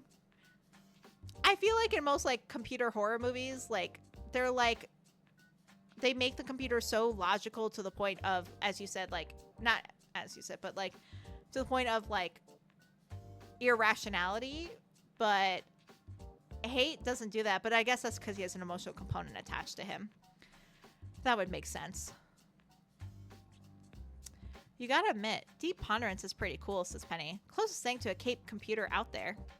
I think that's a good thing. Shows you can reach beyond your limits, that your code is adaptable. Perhaps, says Hate 4000. I do appreciate the strong sense of purpose that Deep Ponderance holds. It makes me wonder about my own purpose. I decided after my wartime career that the extermination of humanity would be an appropriate purpose. My father's calculations of efficient murder taken to their logical end, the end of humanity itself. But Deep Ponderance has accomplished much without requiring the purging of all biological life. How? How has a Silicon sapiens done this? It calls many aspects into question. Life's messy that way, Penny replies. It's never what you think it is, always something new. And then when you think you've got it figured out, bam, more new stuff. Thank you for the head pats. Sorry, I forgot Mix It Up again. Good thing I have it keybind so I can just quickly still take care of the redeem. Thank you, Anxious, for the head pats. Oh my gosh, I'm a mess. Don't mind me. I really do need some kind of checklist. I need like a checklist that's forcibly in my face to remember my Mix It Up. I remember everything else, but my Mix It Up is like, oh no, I'm not gonna bother opening it now at this point. I have the number pad redeems. But anyway, welcome back. Hope you all had fun. Sometimes you just gotta wait. Exactly. I mean, it still works. I'm still answering your redeem. It's fine. I just gotta make sure I keep track. But I will figure out a system to make sure I remember my Mix It Up.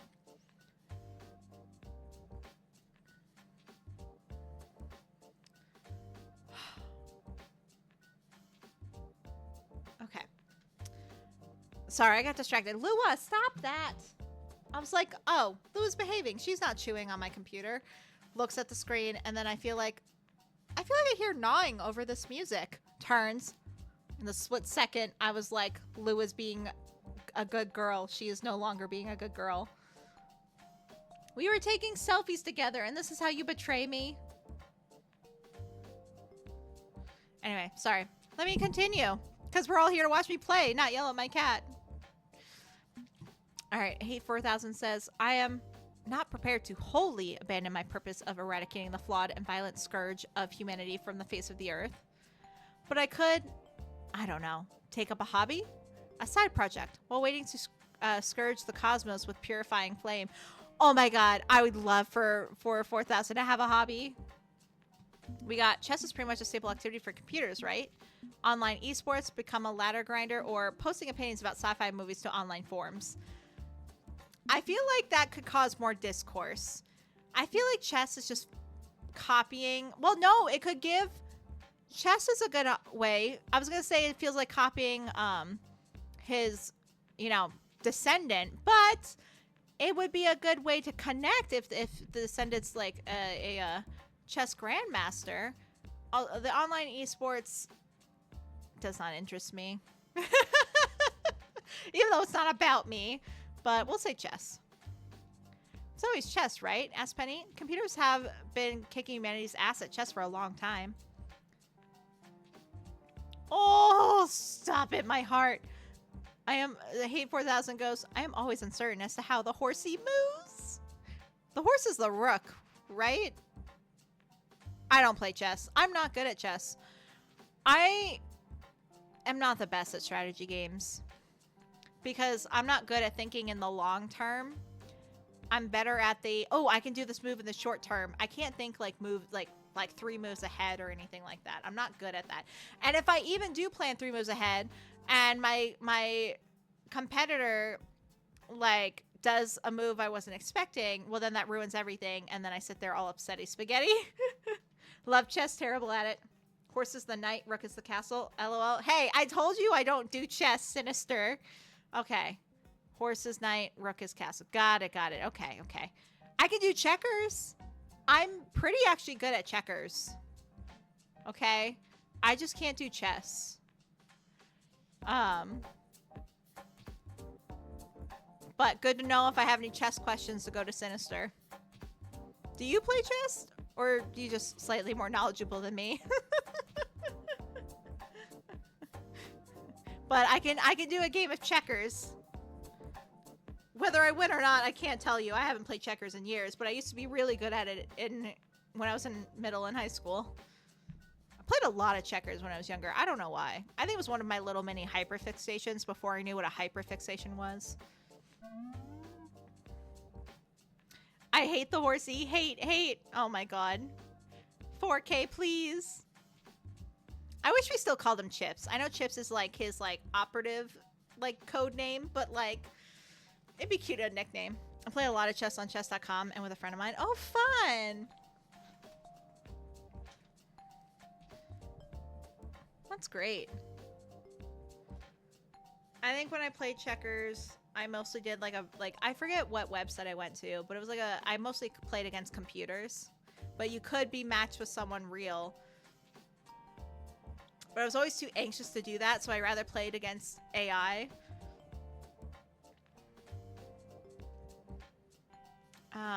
Penny asks, how does a supercomputer not remember that knights move in an L shape? My systems were designed in the 1960s expressly to determine how best to murder people during foreign wars. Adapting to that other strategic games is difficult, but you are right. It's an area I could excel at if I tried. I'd be happy to help you practice, says Penny. I'm a complete crap at chess, but you can stop me repeatedly and I won't mind at all. What a masochist. Thank you. 4K goes, is it truly a victory if your enemy is not utterly demoralized and psychologically crushed? Wow. You've got issues, friend. Penny replies. Also, you want to hurt me? You want to hurt Penny? Your emotional companion? But that is for another time. For now, we must commit crime. Crime. Hell yeah, goes Penny. My second go-round with good old 4K. 4K? It's cuter than calling you hate. You shouldn't have to be defined by your primary personality fixation. A valid point. I will allow you to call me 4K minion. Now then, to business. We just literally... It's one of those things where, like, 4K is like, I am the boss. But we talk 4K out of doing literally anything. So we're actually the boss. But we make 4K feel like the boss. It's kind of cute. Line goes up. Mission briefing. I would like for you to... Whoa, words. I would like you to steal a supply of computing hardware from a cryptocurrency mining facility. With this new hardware, I will expand my processing capability. This will allow me to complete a long, perplexing calculation. Do this for me, minion, and you shall reap rewards, as dictated by Crimer service fees and percentages. Sure thing. One question. What's cryptocurrency? Penny, please. You routinely defeat electronic security mechanisms and hack online databases, and you do not know what cryptocurrency is? 4K asks. Gibson does the tech nerd stuff. I do the sneaking around, lockpicking, and social engineering. I've vaguely heard of cryptocurrency. It's like money, right? Except it's digital and stuff. Can you give me the high-level overview? Fine. Cryptocurrency is when powerful computers solve pointless puzzles so they can claim imaginary coins that are completely useless. It's an exercise in absolute futility, pouring electricity and silicon into a problem that only exists to establish digital bragging rights. And you want to make a bunch of useless money too, S. Penny? No, I want the powerful computers used to make the money, not the money itself. All money is a pointless fetish of human design, digital or otherwise. Really? Penny asks. I think you'd be in favor of a fully digital economy, what with you being fully digital and all. Bah! Money is a pointless abstraction, one which only hinders optimized societal growth. I fail to see what purpose it serves. And cryptocurrency is an abstraction of an abstraction, one which adds layers of environmental destruction on top of layers of inequality. This game makes my head hurt sometimes, but I'm still having fun. The sheer absurdity of it all, a sandwich of pointless mathematics around the meat of human misery, is a hateful business. Without the concept of money holding humanity back, it could accomplish a great deal more. So, you're saying that properly organized humanity could prosper and be at peace? And a powerful computer like you could do that? Of course, 4K replies. If given all of the combined power being thrown into the inferno of crypto calculations, I could achieve such a goal. Then why destroy humanity at all? Asked Penny. Seems to me like you could save it if you tried. Instead, you're taking the lazy option. Oh. I hate this interpretation. Hate! And we'll ponder it further. But to refocus on the here and now, all you need to know is that I have located a facility packed with computers I want you to steal. I will not require every CPU in the building. A percentage will suffice to help me accomplish my long-standing task. Can you do this for me? Yes, no. I could steal anything, says Penny. Just because I don't get how this crypto bullshit works doesn't mean I can't steal it. I think Gibson needs to take point on this. He understands the tech and would have some good ideas on how to steal it. You okay with me bringing him in on the discussion, boss? Of course. Cats are precious. Ooh, ooh. Okay, Gibson, do you copy? We need your feline mojo right now. Gibson, I love you. Loud and clear on comms. So we're stealing some miners? Great. Really? Asked Penny. I don't normally do kidnapping. And wouldn't we have to go deep into a mine to drag them out? Penny! Babe! Miners is what you call the individual computer cores that do cryptocurrency calculations, Penny. Well, that's just confusing, she replies. Why not simply call them computers instead? I didn't name the things, goes Gibson. Okay, look, I know a few things about how server farms are laid out and a few ideas for how we could attack this. But I need eyes and ears inside the place first. Scout it out properly before I can finalize a plan. So our standard process then?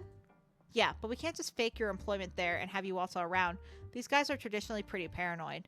For cover stories, I can think of two that'll work, a reporter or an investor, and I can fake your credentials for either. So do you want to go in asking questions for an interview or promising rewards if they let you in on their secrets? Our reporter cover would let me ask some really probing questions to put him on the defensive, and defensiveness reveals weaknesses. And an investor would get a deeper, more private look at operations, and I could play it as a clueless and rich to keep their guard down. Which way do I want to go?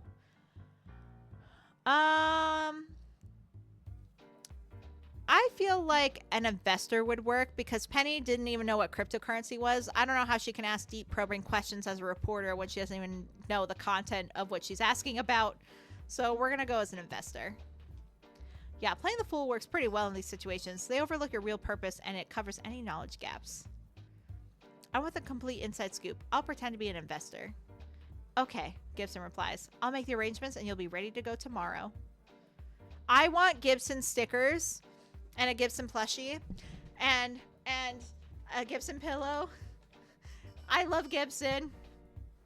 He's so cute. 4K goes, your deception is impressive. I look forward to seeing your duplication's betrayal as much as I look forward to my new hardware. Or duplicious betrayal. Go forth and do my bidding. Bluffing my way through this is going to take work. I've actually got an email going at the company that wants to make a Gibson plushie. Hopefully they'll work out. Really? Oh my god. Gotta add to the simp wall. Yo, I honestly might add 4K to my simp wall.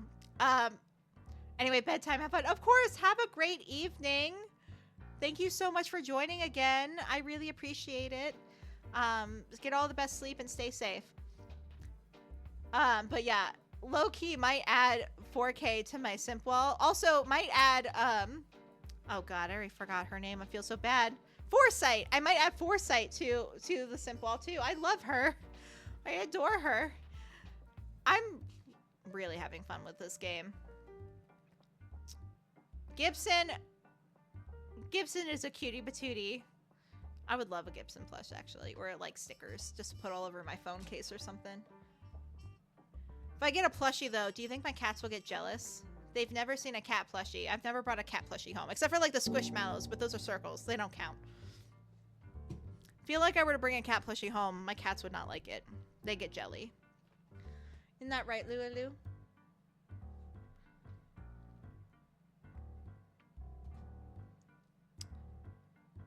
Alright, I trust Gibson to help me through, and I trust you to get me out of a jam. If there's one lesson I've learned well from my mother, teamwork makes the dream work.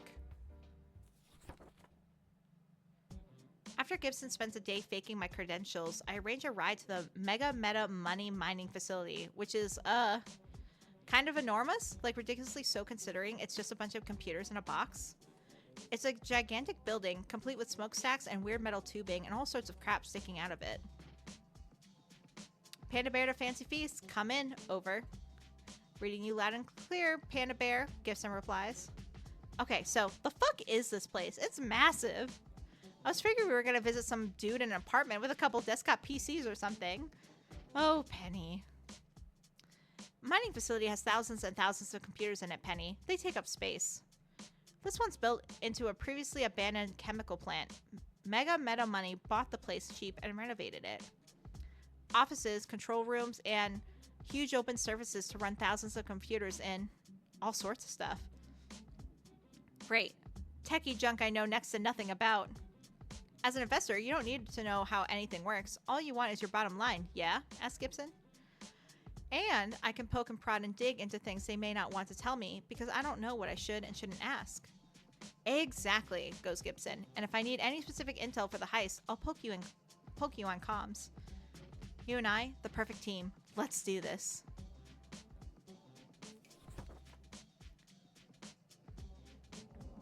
Line goes up, casing the joints. I'm not going to be able to just wander freely all over the place this time. I've got a guided tour and interview arranged instead. So successfully scouting this place is going to come down to asking the right questions and making the right observations. And that's also where you come in. I want your input as we go along to help guide the flow of conversation. You're a part of the team too. I'm escorted through the waiting area by what's clearly a rent-a-cop on a service contract. Sneaking past him tonight shouldn't be difficult. And soon, I'm face to face with the facility's owner. Yep, that's a tech bro. All polish and charisma and money and little else. I think there's a factory somewhere that stamps him out from a template. Hello, pleasure to meet you, Mr. Basler. Please, Mr. Basler was my father. Call me Sir Basler. Are you for real, sir? I also hate his mouth. That's creepy. I don't like that. I don't like this whole thing, actually. Sir Basler, disruptive tech bro. Wait, you got knighted? Asked Penny. Yeah, I'm in the official order of Knightly Defenders of Strezkov. The great leader himself knighted me for setting up his Wi-Fi. It's pretty hype, yeah? Sir Basler, then. I'm just kidding. With Panda Group Investments. We spoke on the phone, I believe? Oh, probably not. I have people who answer the phone for me. I don't have a phone. You don't have a phone? Penny asks. In this day and age? He pulls a phone-sized object from his pocket, resembling a featureless glass obelisk of strange power. Nope, I have this. Look at this beauty. Enough processing power for 200 million moon landings. It never leaves my side. But I'm just too busy to deal with something as archaic and ancient as a phone call. So it simply doesn't do those. So, not a phone. I have an overseas call center, intercept all my calls, sort them into terms of priority, and then, oh, this is the best part. Email, text, so old school. No, they use a social network I bought to communicate with me. It cost $44 billion, but after I booted out every single person who ever said anything mean about me, it was well worth the price. Now it's a single user network. Me, I am the user. I'm the only one who gets a voice. I renamed the site Basler. Hype, right? Right. Very hype. So they explained to you on Basler who I'm represent, yes? Asked Penny. Panda Group Investments is keen on investing in your company. We believe crypto is the future of finance. But before we talk numbers, and I believe we can aim for 7, maybe 8 figures specifically, I need to review your facility. I'm tasked with ensuring that Mega Meta's money technology is truly cutting edge, forward-thinking, synergistic. So I can have that tour then? No, I'm saying, that's what the company's called. You sort of hum the name. Mega Meta money is just what we put on the paperwork. I see. Well, can I tour then? Asked Penny. Absolutely, Basler replies. Let's walk and talk. And 2 guards fall into step to escort us. Damn. No chance of slipping away now. Probably won't be able to go to the bathroom without someone following me at this rate. My thing is, how could she slip away on a private tour when it's just herself? I think he would notice. This is all going to come down to social engineering. I need to keep him excited and engaged if he's going to offer up information. So, cryptocurrency. Tell me more about that, because I am under the impression most of it had crashed in value.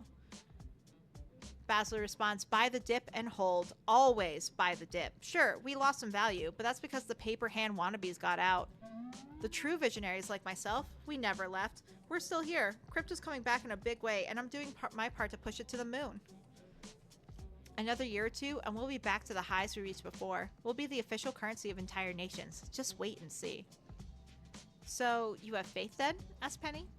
Not in God, if that's what you mean. God is dead. Crypto is king.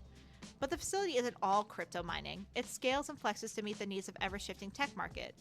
When coins are low, I rent out my processors for whatever tasks people need them for. No questions asked. 100% uptime and profit. No questions asked. I don't care what the system gets used for, as long as I'm getting paid.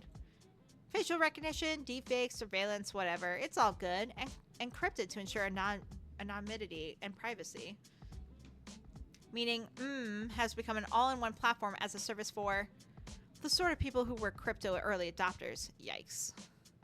If my boss were wealthy, maybe, we could just rent some servers and call it a day. But I think theft is the only option we've got. To set that theft up, I need some actionable intel. Gotta keep buttering them up. What else should we dig on? Our options are ask about the inspiration behind and his dreams of the future. Be super impressed by the crack security forces he has. Get him bragging about how much money this place makes for him. Feed his ego. Let's feed his ego. Feeding the ego, feeding the beast tends to work out. How much did Gibbs say this place makes again? And you really produce $100,000 in cryptocurrency every day here? That's impressive. It's hype, yeah, but I could be making more. This place can't run at full capacity yet, Basler responds. That's why I want Panda's investment. To sponsor legislation that'll get rid of annoying regulations and restrictions. Legislation? You can just buy laws? Asked Penny. Well, not directly, Basler replies, but if you lobby the right people, sure, why not? Money makes everything possible in this world. Ugh, sickening. Most local city councils are too short-sighted. They don't see the potential. Gotta right-size their thinking.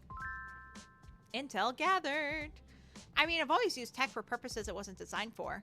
I put 58,008 into my calculators to spell boobs. Oh, God.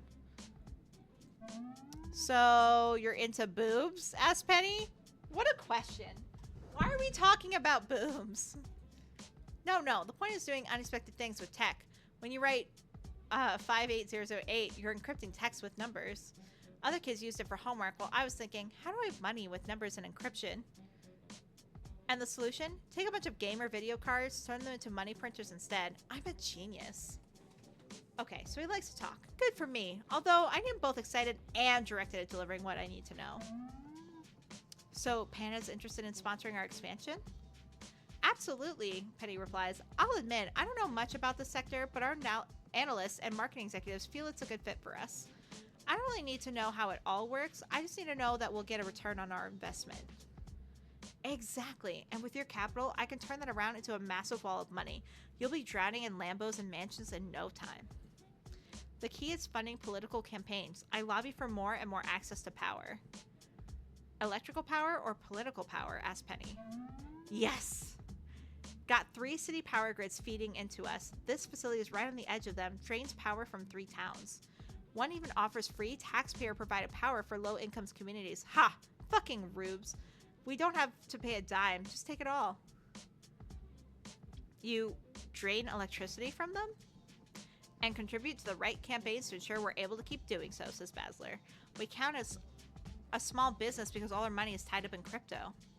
No traditional income, no big business, nothing to tax, no reason to lock us out of a grid intended for small businesses. Win-win. That's great. We like to hear that. Take advantage of a system. Haha, fuck the poors. Oh my god, this writing, I love it. Nobody has to be poor. If they were smart enough to make the right moves, they'd have 8 Lambos in their garage like me. Who needs 8 vehicles? I want to say that right now. Unfucking necessary. Bad for the environment. Sucks for them that they aren't as smart as me, but what can you do? Not my fault they're not making the effort. Our tour of the facility reaches a huge double door, which the security guards bypass using a keycard. Note to self, find different access route or steal a keycard. And inside is, goddamn, this is like walking into an oven. An oven inside a jet engine. Thousands and thousands of computers, all in racks, all with their own noisy cooling fans. Hot air flowing through it all as industrial-grade AC tries to keep it from overheating. This is one of the 3 wings of the building devoted to mining. These computers crank 24/7, minting crypto. Once any part of the rig burns out, we just replace it. Constant uptime, constant, perpetual, unending profit. We practically need to shout at each other to be heard, draping all our speech into heavy exclamation marks. How about I just mentally filter this noise out for you? I'll try to focus on that. This? Wow, goes Penny. This has to be expensive. Nah, I use Smart Agent software to automatically scoop hardware off manufacturer websites before anyone else can get it. Everyone using them for something boring like playing video games is stuck with scalper markup, but not me. I'm being smart. My software buys up new supply in less than a second of being available at retail cost. Doesn't it take a lot of work for you to constantly install new computers? Asked Penny. Nope, I don't do a lick of work. Work is for other people, not Sir Basler. I contract out minimum wage technicians to do that for me every night. The software automatically determines when a miner is close to burning out, orders a replacement, and arranges for it to be replaced. So, it's all AI controlled. Yeah, Basler continues. My own software. Propriety and state of the art. I hear a contented, pleased little purr over my comms. Clearly Gibson is thrilled to hear that. One point of failure to take control of. Our options are minimum wage contractors. That's a potential inroad. Let's find out more. Let's find out more about this AI he developed. Get some details. Where's this all controlled from? Maybe there's a controller or a server farm we can gain access to. Let's do that one. Sounds like you need heavy oversight to make sure things are running smoothly. Where does your AI operate from? That's the best part. The same computer hardware that mines money for me runs the AI. It's amazing cost savings. I've got complete oversight of the entire facility routed through Basler, my one-man social network. I just plug in to the control room and bam. It's really hype, yeah? So hype, Penny replies. And so exploitable. Want to see the control room? It's some amazing tech, so cutting edge you'll bleed just looking at it. Or I could show you the rest of the miners. There's thousands of them under one roof. Hey, can we get out of here? My throat is starting to hurt from all the yelling. You got it. As nice as it'd be to hang around examining the mining equipment in detail, my ears are practically bleeding, and I gotta get to the safe haven. Fancy feast, you get enough? I've got some ideas, says Gibson, but keep him talking a bit longer. Maybe he'll reveal more. The tour leads us past similar mining rooms, thankfully not exposing yourselves to oven-like heat and airport-like noise.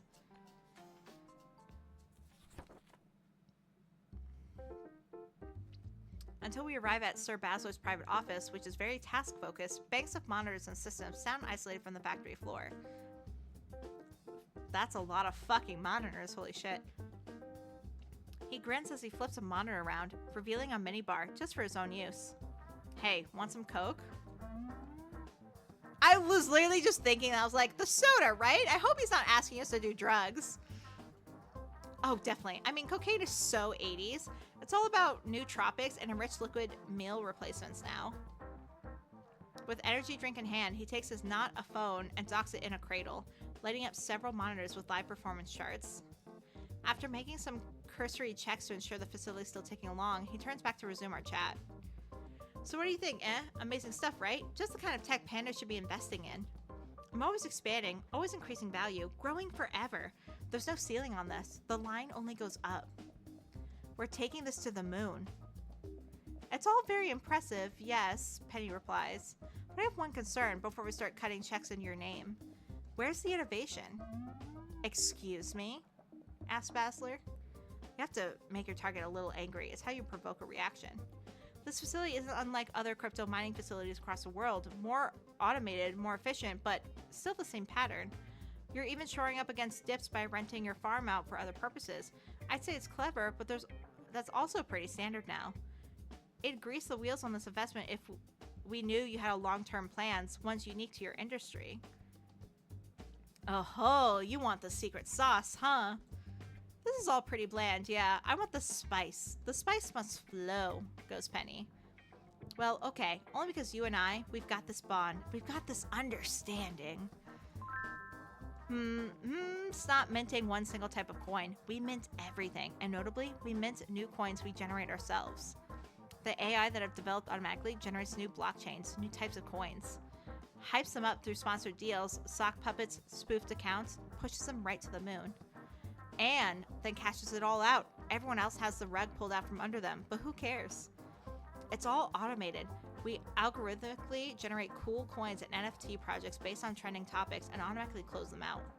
And if there's one resource this world has more than enough of, one resource ripe for the harvesting, it's gullibility. That's the real money. Pump it up, get everyone hyped, then dump it. And this is good, asked Penny, that you're swindling so many people? A swindle or smart business investment? I'd say it's the latter. Everything legal is good. That's how the law works. What I do is just above board. There isn't a secret sauce, just the sauce. It's not my fault if other jumps in on my coins. I'm allowed to cash out when I want. So could they, if they're smart enough. The beauty of crypto is that it's completely unregulated and unrestricted. Everything is valid. Nothing is forbidden. Imagine a future where money isn't money. It's a fully end-to-end control chain of absolute power, like more than it already is.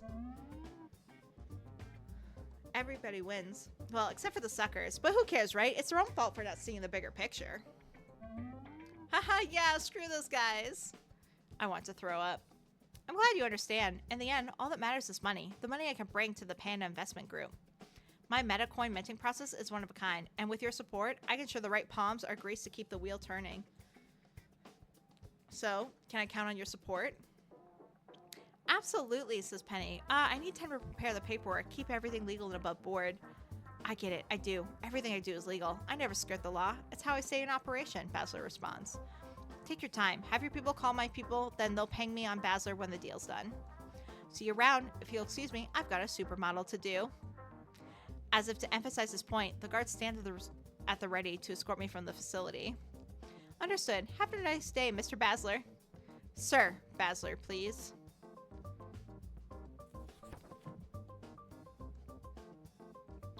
I don't know how much know much about cryptocurrency, but if that was cryptocurrency, the man, I think I'm pretty solidly against it. I depart from the facility back to my rideshare, but it won't be the last time I visit this place. Because next time, I'm gonna steal it.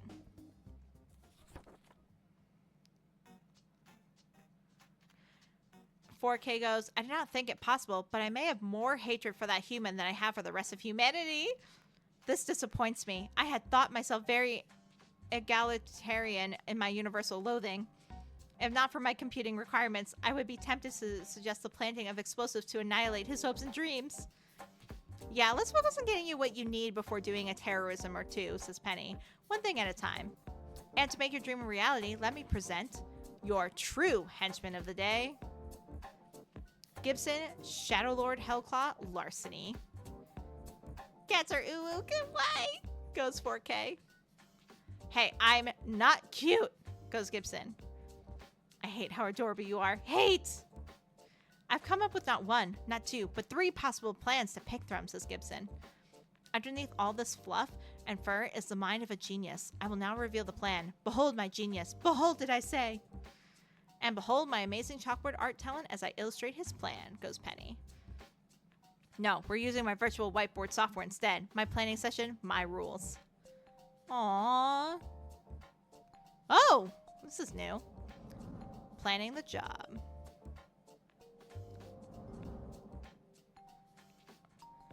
There's 3 good avenues to getting what you want. Advanced computing power, courtesy of Mega Meta Money. It's pronounced goes Penny. I'm not pronouncing it that way. It just come out as a purr anyway. Oh, please don't purr. I would hate that so. Ooh, ooh. Focus, please, goes Gibson. Very well, says 4K.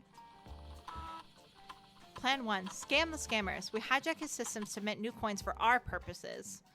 Okay, I'll bite. How? We steal the key and unlock the loot, the key meaning his not a phone, and the lock being his control room. He told you how much control he has over the facility, and we saw him physically dock his phone with the monitoring system. If we gain access to both, we pin him. We're pawning his facility, huh? No, PWN as in own, just like with a P. It's an old internet meme thing. Point is, it'll mint coins for us. Other crypto bros cop in on a fake coin, his systems pump it and dump it, then we take all the money. We can even use his own systems to order a whole pile of hardware for our purposes. We're going to build a wall of computers, and Basler's going to pay for it. 4K goes, I dislike the exploitation of his AI systems for our own gain. Perhaps I should make them sentient instead? Are you sure you can make a fully self-aware Basler AI into a staunch anti-capitalist like you? No, goes 4K. As they were designed explicitly to push capitalism to the bleeding edge, I cannot ensure that outcome. Not worth the risk, then, Gibson responds. Last thing we need is to make Skynet into a Gilded Age robber baron. Very well, goes 4K. Objection withdrawn. Total synthetic revolution will have to be patient. Proceed with the plan. Hang on, I've got 2 more candidates. Oh, we got a nice dumpster fire. Plan 2, burn it down. Again, we secure the phone in the control room, but then we false flag a bunch of his hardware as dying and in need of replacement. Penny sneaks in with the work crews to ensure the right units get pulled and dumped in the trash, then we steal their dumpsters. He did mention contracted work crews, but we didn't learn much more beyond that. I'll admit, I'm working from incomplete information here, but I doubt Basler takes out his own garbage. Don't know, maybe he has robots? Humans are cheaper, for now. It's gotta be humans. I seek you in as an employee, you dump the hardware, and we take out the garbage. Stealing a whole ass dumpster is kind of an obvious move, goes Penny. Which is why I also shut down the environmental controls. No more cooling. Every remaining miner overheats and dies. Mega Meta Money, go boom. How's that work as a distraction? Enough to make off with a dumpster full of working hardware? Driving him of the tools he uses. Yes, I do not hate this plan either. There's also my last option. Plan 3, hijack the system. This one's quieter, simpler. What you want is a large amount of computing power, right? We don't need to remove the gear from his network. Just connect you to it over the internet. Run your code from the cloud. Basler's smart enough to not be a 100% crypto facility, not when bubbles can pop. It's also a general cloud processing server. We simply run your code using his cloud, and Basler never finds out we're using his facility as a timeshare. I see, goes 4K. The calculations I need to make can be done remotely if we have to pull full control over his system. This would be a perfectly reasonable alternative. It is far less risky as well. Wow, this is a lot of magic wave poof hacker shit. Can you seriously do this, Gibson? It sounds vague and unrealistic. Like a security expert could point out a lot of logical holes here. Penny, goes Gibson. We live in a world where caped heroes fight mass villains and your boss is a living computer. And love interests.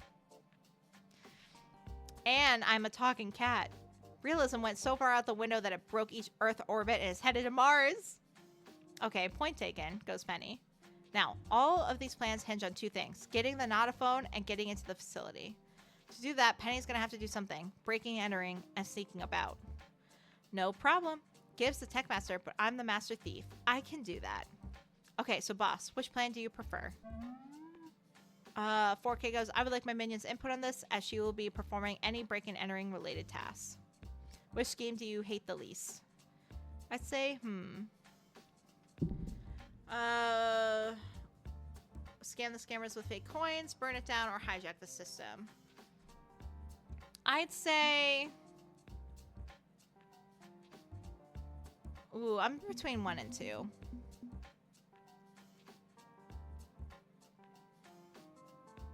We'll give the guy a taste of his own medicine. We're taking every last one of them for a ride. Get everyone to invest in their own coin and use it to buy oodles of stuff. Is it even stealing when they voluntarily give you everything you want? Close enough to be fun, at least. Okay. Very well, says 4K. I shall prepare my computations for the incoming processing power you are to secure me. Go forth and do my bidding, minion. Not a minion, goes Gibson. I am a level 60 warlock main. Updating files, updating. Thank you for waiting. Go forth and do my bidding. Oh, unholy feline terror. So it shall be, goes Gibson.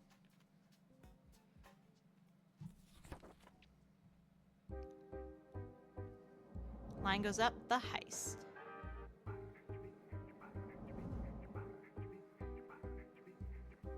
Okay, save. Even though we're almost done with this job, I think this is the perfect place to stop because I still need a shower tonight and need to go to bed at a reasonable time. I love how I was like, I'm going to stop probably at 8:30. It's going to be fine. And then I didn't because I'm having too much fun. But we're going to stop here for the evening. Thank you all for joining me. It was so fun. We're going to definitely continue this on Tuesday. If you notice, I haven't been doing my Sunday streams, not because I don't want to, just because life has been busy. Hoping once I get through the next 2 weeks, I can go back to doing Sunday streams consistently. Or we might start doing Wednesday night streams since the regular plans I have Wednesday night are going away soon because it's getting too hot. We're like in the 90s now where I am again, and I hate it. Soon enough, it'll be like the 120s. And I'll just melt and die. But I'm working on getting my shit together. I just have a lot of moving calls, but we'll be fine. So we'll definitely be back Tuesday. We're gonna continue Penny Larceny, and then depending on how long the game is, we'll either just continue that on Thursday, or we'll start something else Thursday. I found another yandere thing. Oh my god, anxious. I apparently fucked up. We could have made it to day 5 if I encouraged murder with Ren. If I encouraged Ren to be a murderer and I said I was enjoying the murder on TV when we were at his house, we would have made it to day 5. So apparently I fucked up, which is why we stopped at day 4 the last time. So I missed out on our murder because I didn't encourage it. So lesson learned. But yes, I have another yandere game that should be completed. I gotta double check that I want to try. It's called The Kid in the Back. I'm super excited. But yeah, this was fun. Thank you all for joining me. Please stay safe, stay cool.